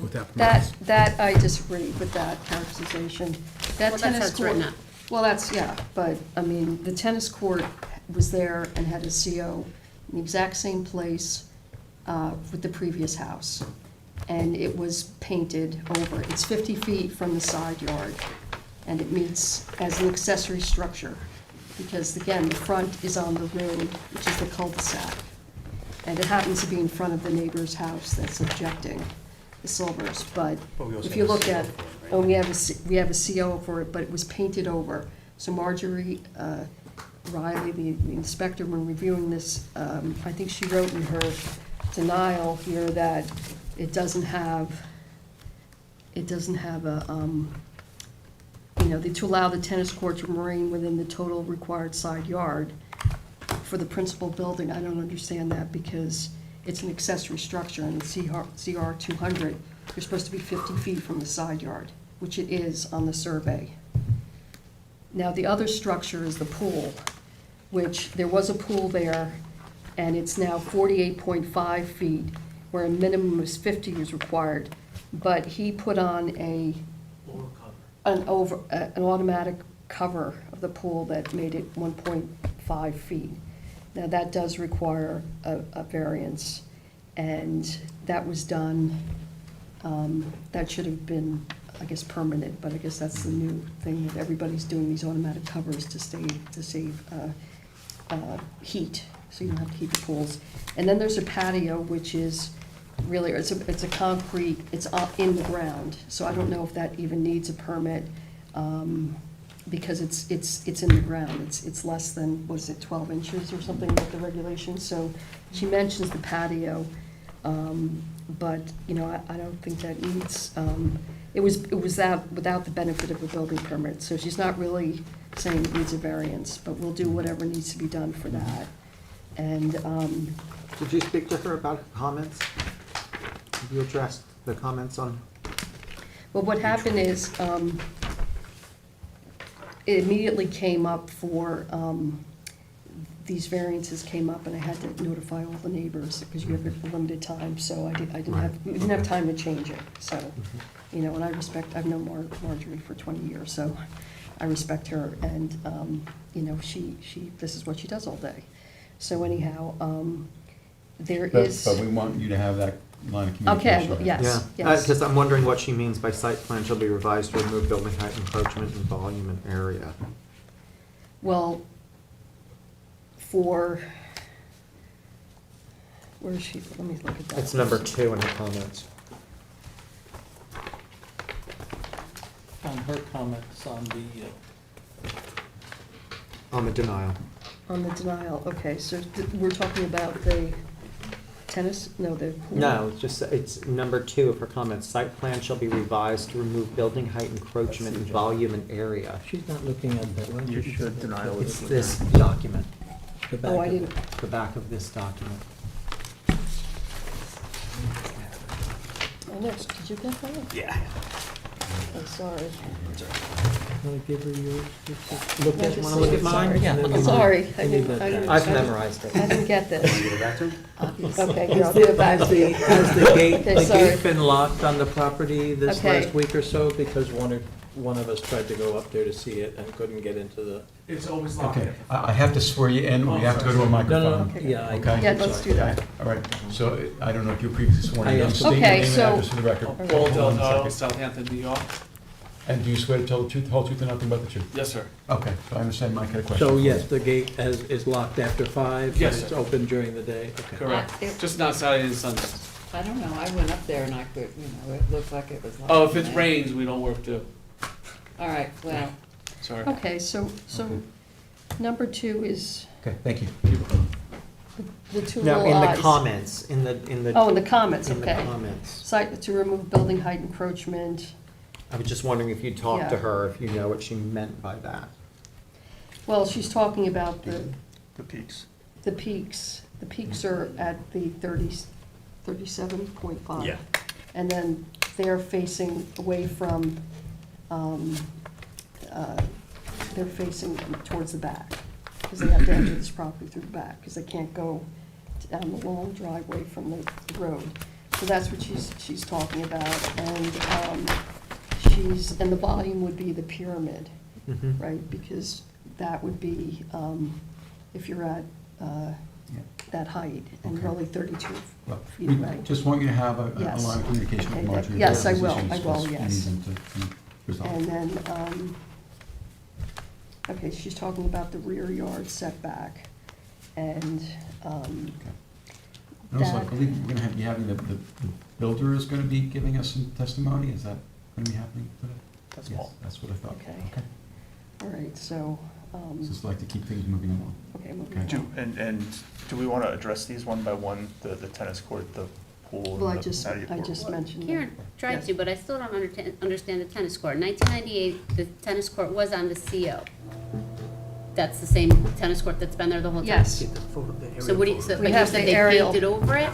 Not, where's the? They just painted over it, so it It's looks been- new? They just restored it, Yeah, yeah, they painted just, it. Okay. yeah, here's a, Well, that's, we have one from from 2000, showing from the GIS, showing that it existed back then and where it well, is, we and it's can in the same submit, spot. we can submit from the GIS 2000, but this is a recent one, really, from the neighbor, the Silvers.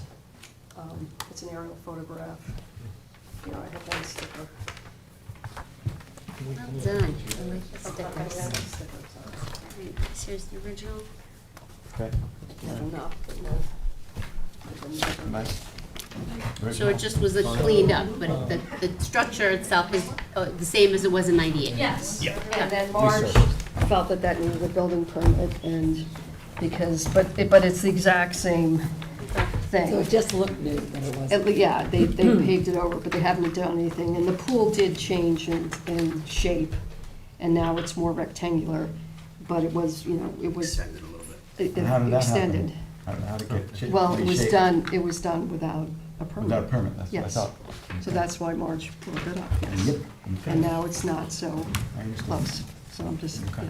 yeah, that's that. And what about all these setback requirements? You're contesting all of her observations on the setbacks? No, Oh, all I right. mean, So we you have to, we you need a relief variance. for all of that stuff? Yeah, yes, we need relief. Okay, With the 'cause- proposed addition, the closest it is Yeah, 30, so the yes. setback issues are for proposed addition, not the existing structure. Right. Right, Because that's, what Oh, the- but you know what, though? Maybe the reason the tennis court is on there now is because the proposed addition is gonna put it in a non-conforming location? Is that why?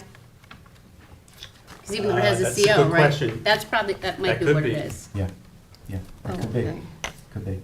because it's. We need to get some clarification on all of these points. I mean, it seems to me that. We, to- we were having conversations with Marjorie for over a year and a half on this, and she Yeah. seemed to be having trouble figuring some of this stuff out. Well- I think, you know, Well, I think it's confusing. yeah, it is confusing. I'm not blaming her, you know, I'm Yeah. just saying No, that but you, we tried to. There's a lot going on. yeah, And then we got fed up and was like, okay, we'll accept it and Yeah. we'll deal with No, it. and at you've the given end. us a then bunch she of suddenly- information tonight, which is yes. helpful, but we really need to pin everything down. Everything. Because this is I have to so understand much. every single Yeah. thing, because it's Katie- really Katie, getting very confusing. Why would the addition make the tennis court non-conforming?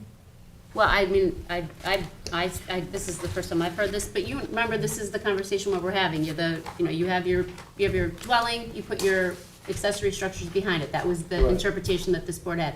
If you have a structure, if you have your tennis court there, and now you extend out your house, the tennis court is no longer in the rear of the house. I don't know if that's the case here. Well, but the distance from the street, you have to be, for a principal building, 100 feet. So this is on the survey, which we need to measure, because, I mean, it's over 1,000 feet. This is a very But narrow. this is a question that can be pretty simply answered. by Yes, the this can be engineering answered, department As to how but- it occurred. But we do have that from time to time, But, where all of a yes. sudden the yards change. Oh, yeah, Yeah. but no, but this is very far away. Okay. It's over, because it's over, that's the Yeah, problem. yeah. This meets the minimum width of 200 feet for CR Yeah, 200. yeah. And then it's over 1,000 feet Okay. on each side. Well, one side's larger because it's on a curve. Yeah, But that, so yeah. I believe it keeps it in the backyard. Okay. So all that's right. something we talked to Marjorie about. Okay, all right. And Well, like I I just want to, said- there's so many things going on, I just want to keep this moving along, Yes. so we're not here till 3 o'clock in the morning, unless you all want to be here till No, 3 no, o'clock in the no. morning.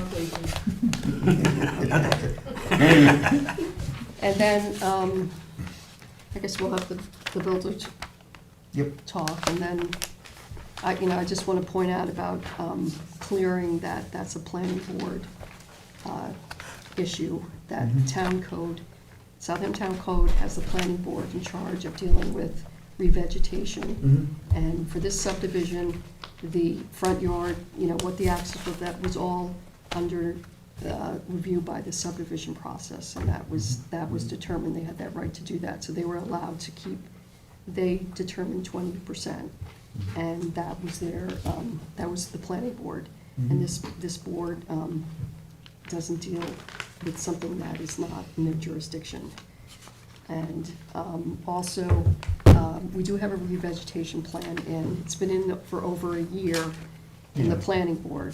We don't deal with it directly, but we deal with it indirectly, because Right. we'll, Well, we're approval willing to- subject to planning Yes, board's well, approval we're- of the subdivision or yes. site plan. And we're willing to give the neighbor to put trees and more buffer for their sake. And, so that they, remember, the high side of the house is facing the rear, it's not facing them. It's lower, the area, and the area of the addition is kind of in the corner. I don't know if they'll be able to really see it from their house. You can look at the aerial photograph, you're talking about over here, and they're kind of facing this way, and they have vegetation. That's all I just wanted to say about that. And typically, with all the construction, you do the revegetation before you get the CO. I mean, they can start doing some areas that are way, in the front there, and they shouldn't be using that driveway that goes straight to the road. That's not their legal access. And it's even stamped on the original subdivision of Fish Hawks Watch, filed August 4th, 1998, map number 857, which I have a copy of, and I'll get you all copies if you want to see it. Okay. I'd like to Okay. hear from the builder. Okay. Okay? Whenever you're ready. Do you want to? Whatever you prefer. Let's see. Oh, yeah, sorry. Okay. Thanks, Brad. So I think the idea was for you to come in and maybe tell us from your perspective, what transpired here in terms You of get why. to swear me? Yes, I already did. was. Okay, sorry. Yeah, Okay. it transpired here in terms of ultimately structures, particularly structures going up without approvals, like the swimming pool, which I think appears to not have been, and may have been built and may have been modified or changed in some It was way. modified, correct. Yeah, yeah. Since the structure was still there, we call the round edges called Roman edges, and the homeowner wanted them squared, so we put a square edges, Mhm. and then the auto cover was installed. And then we had it re-inspected from the electrical for the bonding before it was backfilled, and we have approval from the town for that also. So was the pool changed in terms of its structure with permits or without permits? With permits. Okay. But what about the cover? But then, Well, it's an auto cover, so So I'm you- not sure how the solar auto cover works. Okay, well, maybe that's the only issue.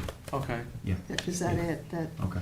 that added Yeah, a yeah. It added a Yeah, 1'8", yeah, yes. yeah. And I'm always much happier to hear people doing things with permits than without permits. Correct.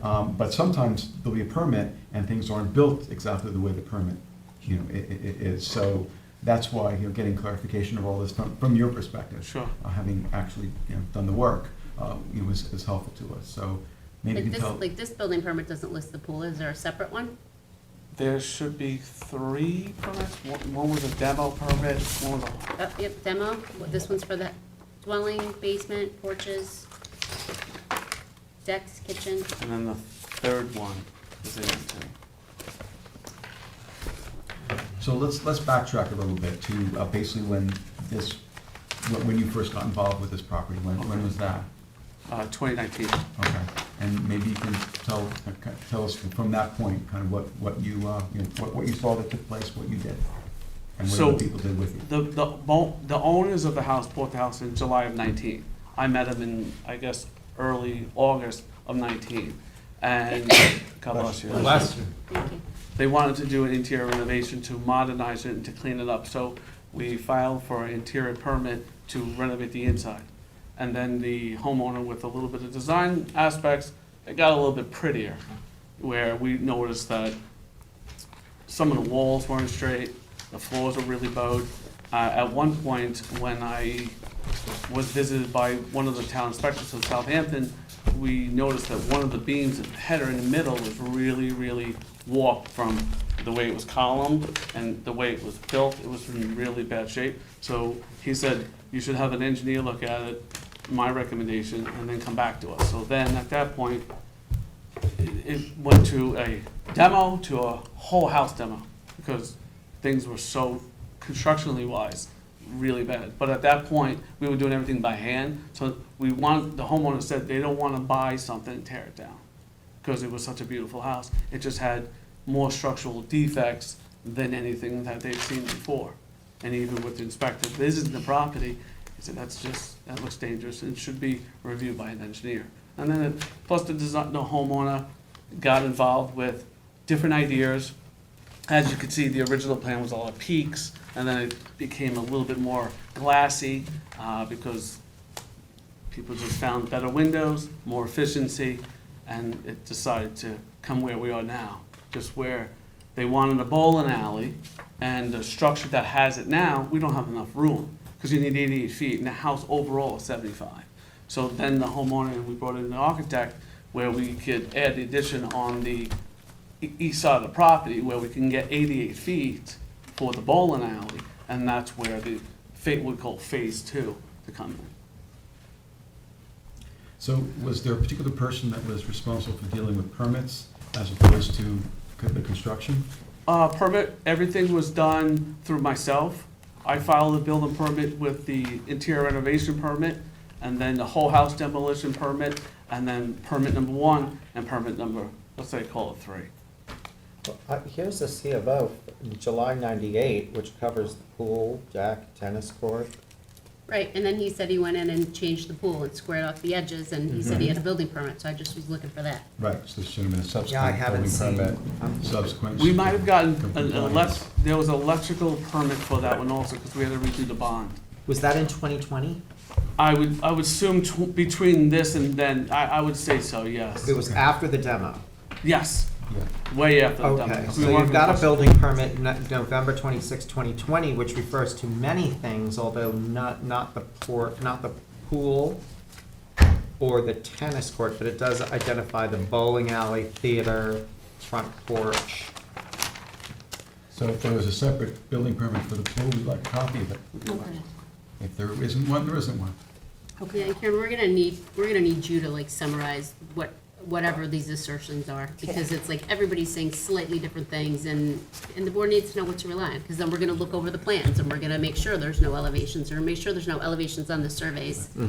Because I know your opposition's gonna do the same thing, so. Can you submit to us a list of the variances you're seeking and what the basis for them are? And citation to what documentation you have with regard to it. I think that would be the easiest thing for us to look at. And if you dispute any of the items in the variance relief, like the tennis court, to explain the reasons why. Okay. Was there a C of O that was issued after this building permit, November 2020 building permit? It was not.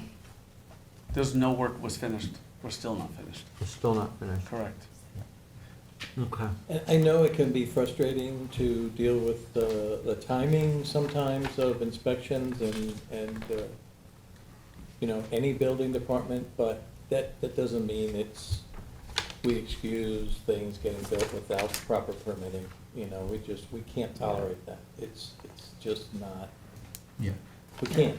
And we consider as-built structures built without permits, or where a permit issued and it was built differently, you know, as part of the five-part test. We can't deny a variance because because in and of itself something is as-built, but it's a consideration and something we need to know about. And also when we have. It's not an automatic denial. It's not an automatic denial. But it can be a basis on which we do deny, yes. But we Yes, have to fulfill all five of the, Yeah. or at least the majority of the five-part test.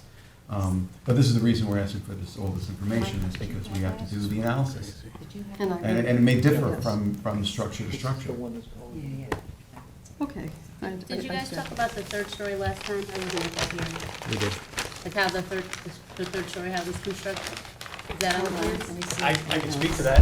Okay, and I didn't hear the first hearing, so I just. Yeah, so the third story is, so the definition of a story in the town code, a basement shall be deemed to be a story when the finished floor immediately above is 6 feet or more above the average elevation of the finished grade.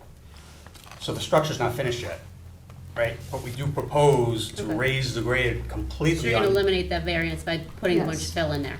Yes. Okay. and I have drawings of that, I don't know if Board- But the I board would sees it. mention that in your And we'll put that in submission. this. And mention it to Marjorie, because, Yes. you know, that it's, you know, if it's something we can eliminate, we prefer not to Right. have a third story. And you would too, because Yeah, you absolutely. deal with sprinkler systems and all of that. Yeah. Okay. All right, anything else? No, we have a lot. It's a lot. It's a lot. We're It's a here, lot. to- you know, if these things happen, we're here to work with you and correct what needs to be corrected. Well, we're waiting for Nika. We're gonna have plenty of people here. What's that? Oh, yeah. I think we're holding this up. Oh, we're holding it, okay. Yes. Oh, yeah, we're Yes. holding it up. On this Oh, one? without a doubt. No, because I don't think the other people are Okay, gonna come back. unless there are any other questions, I wanted to ask Nika if you could either come up or have a seat, whatever you prefer. Okay. Good evening, members of the board. Nika Strunk, 37 Windmill Lane, Southampton, for Brad and Nikki Silver, who are adjacent neighbors. I have submitted a letter with a few enclosures. I hope it's in your We did receive pile it. somewhere. Yes, Okay. we did. I'm not going to go through all the points. I think the letter speaks for itself. There's just a couple of things that I wanted to bring up. My understanding is, and I found that photo that Kieran circulated to be helpful. There's an existing structure already there, and now there's also a very large addition proposed as well. And I don't think that's really been discussed this evening. And that addition is what would require a major setback variances, and that is an issue for my clients. It seems to me if you're going to design an addition, you can design it to comply with setbacks. So I don't understand why that hasn't been done here. So that's one thing. The driveway, I believe that, Kieran, you can correct me if I'm wrong, but it's the applicant's position that they are going to eliminate and Yes. revegetate the driveway? Yes. Okay, all And right. there well- is a revegetation plan, which I can get to you, that the driveway's covered up. Yeah, I've definitely, my clients have not seen the revegetation Okay. plan, It and hasn't been approved yet. I understand, but if we could see it and, that It would be helpful. shows the driveway covered up. Okay. Okay, but I will Okay. get that to you. And obviously, my clients are concerned about, if it's gonna be revegetated with blueberry bushes or, because really, we have videos, my clients took videos, they're quite shocking of the major trees that were destroyed, in the process of making this driveway and in other, in during this whole project. Is there a way to submit a video into the record? Yeah, there is, right, Candace? Yep. And you just give me a call, we can set up a date and time and have it done. Okay, we will do that. And, Usually it's on like a little hard. You don't have to bring your device up, so to the IT department, figure, like we did with the right, application. I did that Right. before, I remember that, okay. So those are the main points. I think we heard about a phase 2 of this, and I think that really needs to be, really needs to be discussed, because why do you need to have a phase 2 on this house? Obviously For the bowling alley. For the bowling alley, I believe, that's right. Apparently it's for the bowling. And it should, we do not consent to any setback or pyramid variances for that purpose. Okay. Well, they haven't been noticed or advertised, so they're not getting any.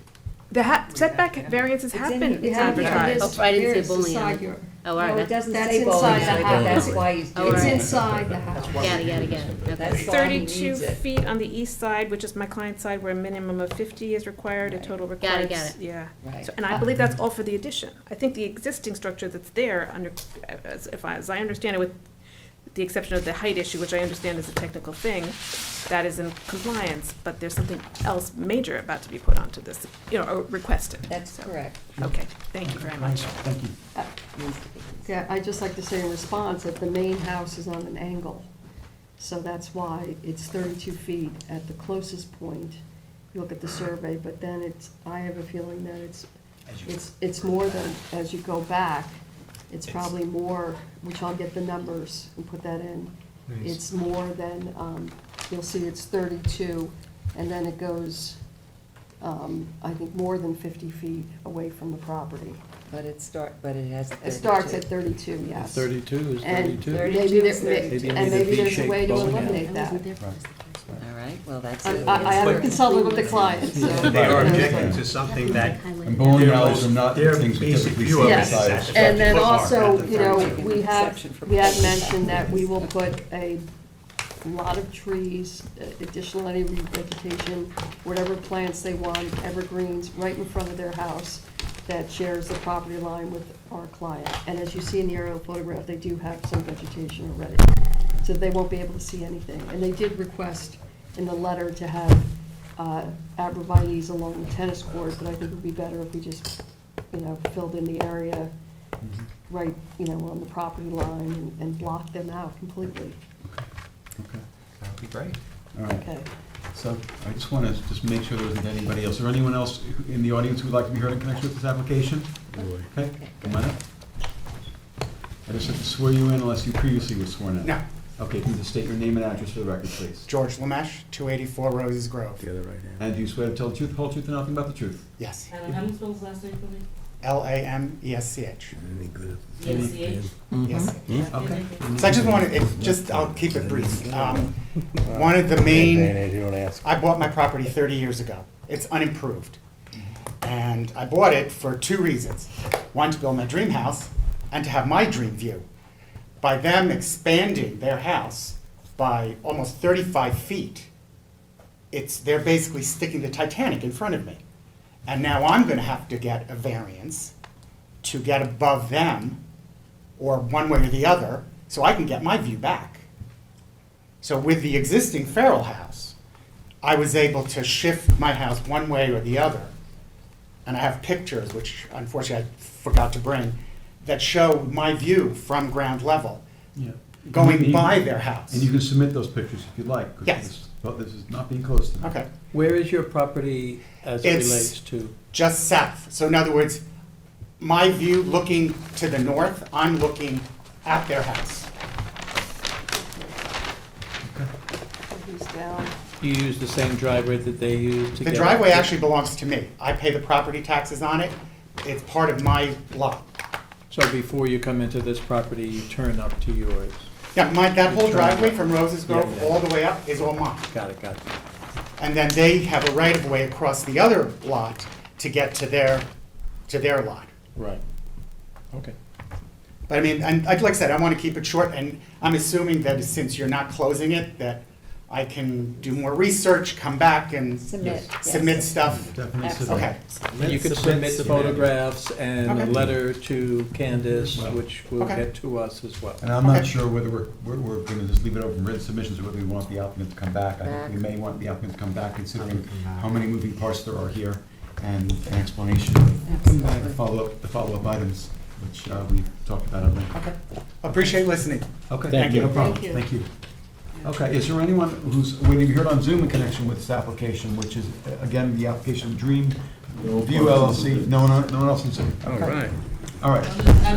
This one, Yes. leave it open. What's that? The next meeting, leave it open. Is that your recommendation for when I would say so. Yep, no problem. Okay, so I guess my next question is, how much time do you need to follow up on the items that we talked about? We'd like to, the next meeting, or? The next meeting if possible. Do we have room on the agenda at this point? 19th? So, but wait, you're gonna have to submit to us A week all before.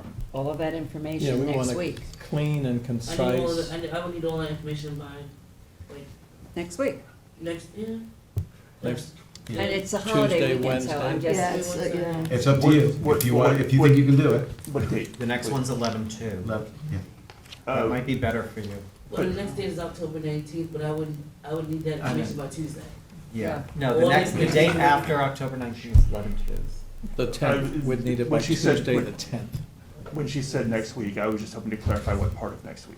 We would need everything by Tuesday. Tuesday. we need So everything that- by yes, okay. Tuesday. Monday, and Monday's a holiday. Monday's a holiday, so, Do you think, no, okay, Yeah, then that's- November 2nd? November Okay. 2nd, yes. Okay. And this way I can And talk to then Marge. What date will you Riley. need that Yes. by? The clean and concise presentation of what variances are being requested. By the 16th or 17th of- 17th. By the 17th of No, no, no, October. sorry, Right, no, no, I'm no. sorry, let me 21st. scratch that, hold on. About Or the the 24th. 23rd. 23rd, because then I can prep it and we usually mail your stuff out by. By the end of that 23rd week, of so. October, Okay, by, Candace will... okay, Yeah. thank you. Appreciate it. 20th is preferable, but if you do Yeah. 23rd, the latest. And Nika, is Okay. 11/2 okay for you? Okay. Thank you. All right. All right, thank you. And the other gentleman. who Yes, wants is to- 11/2 Yeah. good for you? Yeah, okay, very good. Okay, thank you very Okay, much. okay, you very so. much. Thank you, everyone on the All board. right, thank you. We will keep this hearing open for all purposes with written submissions by the council by 10:23 to our office, and we will be back again on 11/2. Second. Okay. Mr. Thank- Daly. Aye. Mr. Leonard. Aye. Okay, Ms. thank Burgess. you. Thank you. Mr. Thank Tudhill. Thank you. Mr. Macedonio. Aye. Ms. Kern. Aye. Chair votes aye. John, would you second on that? I'm sorry. I second it, yes. Okay. All right, and then before we go on to decisions, we're gonna have to turn Turn that- Shaznaz and Mudabar. Gotta do what? You have to adjourn Number that. 10. Second call. 10. The one with second call. Nobody here for that? So, Mudabar? No. anyone here on Mudabar? I don't think so. Put it to like December, because remember she was saying that she was trying to get like something from the DEC. She was trying to get a variance or approval Okay. from them. All right, so I have a lead on this one, what is it, December? Like the first Can meeting. you just call it for me again? December 7th. You Oh, call out of sure. Bar, Keith, can you call it? number 10. There's glasses on. Got my- Number 10, Good. Cool, Just say, cool, Bob. just say it really surly like. Hamid and Shabag Mudabar. There we go. All right. 28 Far Pond Road, Shinnecock Hills. Okay. They don't appear to be here. No one is here. I will move that we adjourn the application for all purposes until our December 7th meeting. Second. Mr. Macedonia. Aye. Mr. Tudhill. Aye. Mr. Daly. Aye. Mr. Leonard. Aye. Ms. Burgess. Ms. Kern. Aye. Chair Did you votes- say Chair votes aye. December 7th? December 7th. 12-7. Yep, 12/7. Pearl Go Harbor. home, Dick. Okay, and now I have some decisions. So I will go through them as fast as I can.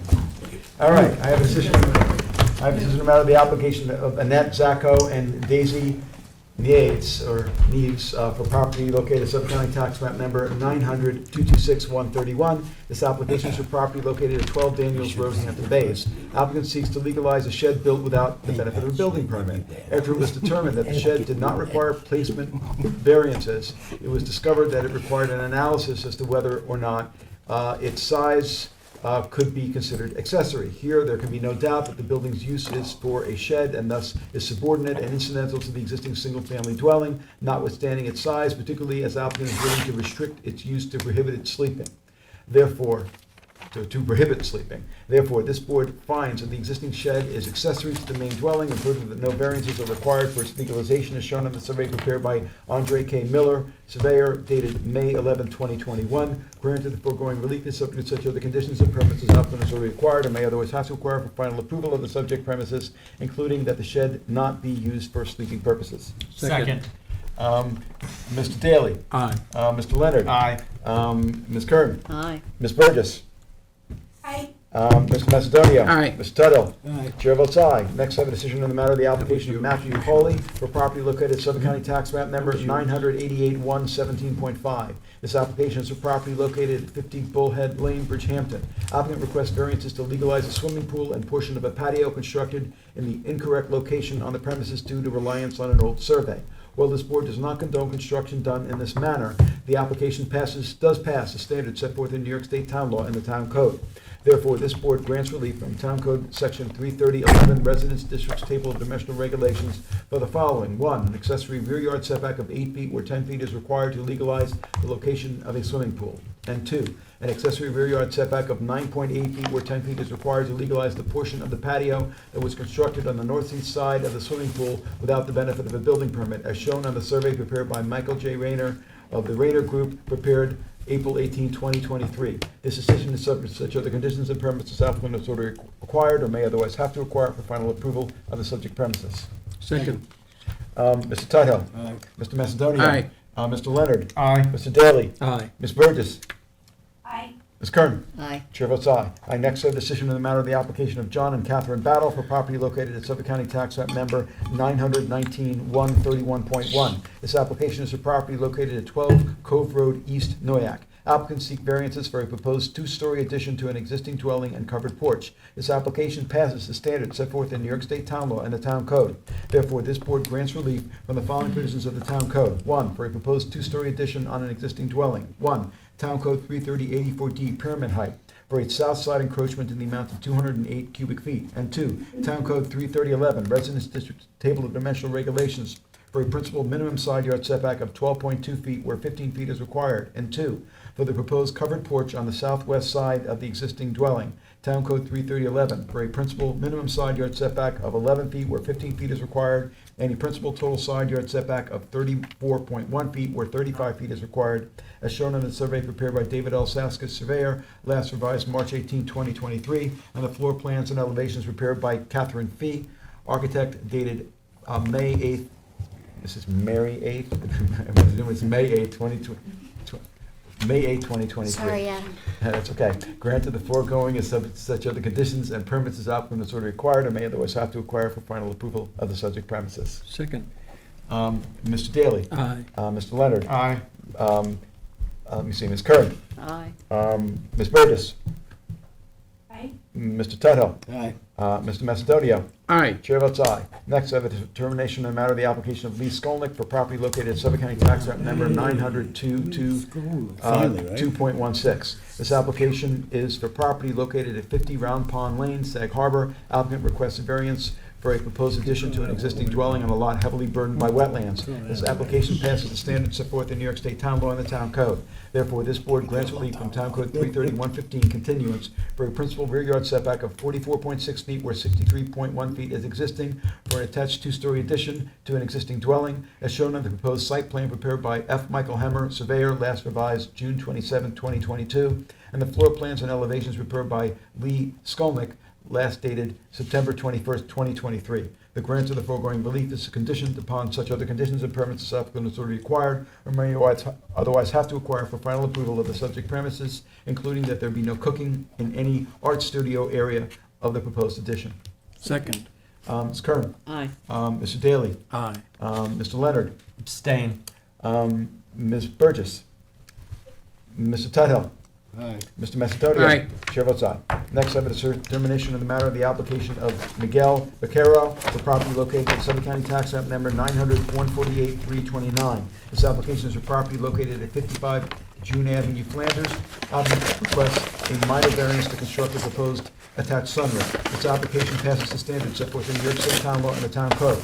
Therefore, this board grants relief from Town Code 33011, Residence Districts Table of Dimensional Regulations, for a rear yard setback of 27.4 feet where 30 feet is required for a proposed attached sunroom to an existing dwelling, as shown on the survey prepared by Nathan Taft Corwin III, last updated May 3rd, 2023, and the floor plans and elevations prepared by Joseph Gratzer, architect, dated June 1st, 2022. Granted, the foregoing relief is subject to such other conditions and permits as applicant has already acquired or may otherwise have to acquire for final approval of the subject premises, including the removal and or relocation of the existing shed to a conforming location prior to the issuance of any certificate for the sunroom. Second. Mr. Leonard. Aye. Mr. Daly. Aye. Ms. Burgess. Mr. Tudhill. Aye. Mr. Macedonia. Aye. Ms. Kern. Aye. Chair votes aye. Last one I have is a decision on the matter of the application of Lumber Lane A LLC for property located at Suffolk County Tax Map Number 97241. This application is a property located at Lumber Lane, Bridgehampton, Town of Southampton, County of Suffolk, and State of New York. Applicant requests relief to allow a road frontage of 0 where access will be provided over an easement over an adjacent property. This application passes the standards set forth in New York State Town Law and the Town Code. Therefore, this board grants relief from Town Code 33082, lot width, to allow a road frontage of 0 feet where 40 feet is required with access to the premises as shown on the survey prepared by Stephen Barilski, surveyor, last dated September 14, 2023. Grant of the foregoing relief is subject to such other conditions and permits as applicant has already acquired or may otherwise have to acquire for final approval of the subject premises, including the recording and submission of the recorded access and utility easement as shown on the aforementioned survey to the building department as well as to the town attorney's office prior to the issuance of a building permit. Second. Mr. Daly. I just want to comment on this, Sure. and that is that we do recognize and received a significant amount of public opposition to this. However, I don't recall not approving an application similar to this in the time I've been on the board. That has an existing lot, it's going to use an existing driveway, number one. And number two, when the public opposes and uses things that are not relevant to our decision, it doesn't help our situation, especially, publicly attacking the owner for whatever reason. So we understand that there was public opposition there, but we made the decision based on the purview of our decision-making, and I'm a yay. Okay. Mr. Leonard. Aye. Ms. Burgess. Aye. Mr. Tudhill. Aye. Mr. Macedonio. Aye. Ms. Kern. Well said, Michael. Aye. Yes, thank you, Michael. Chair votes aye. Wait, and you, Wait, you missed yeah. one. Linda. Nucciatelli. Oh, thank you. Trying to go too fast, that's what happens. I see it. This application is property located at 133 East Avenue, Flanders. This is the application of Linda Nucciatelli for property located at Suffolk County Tax Map Number 900-145-260.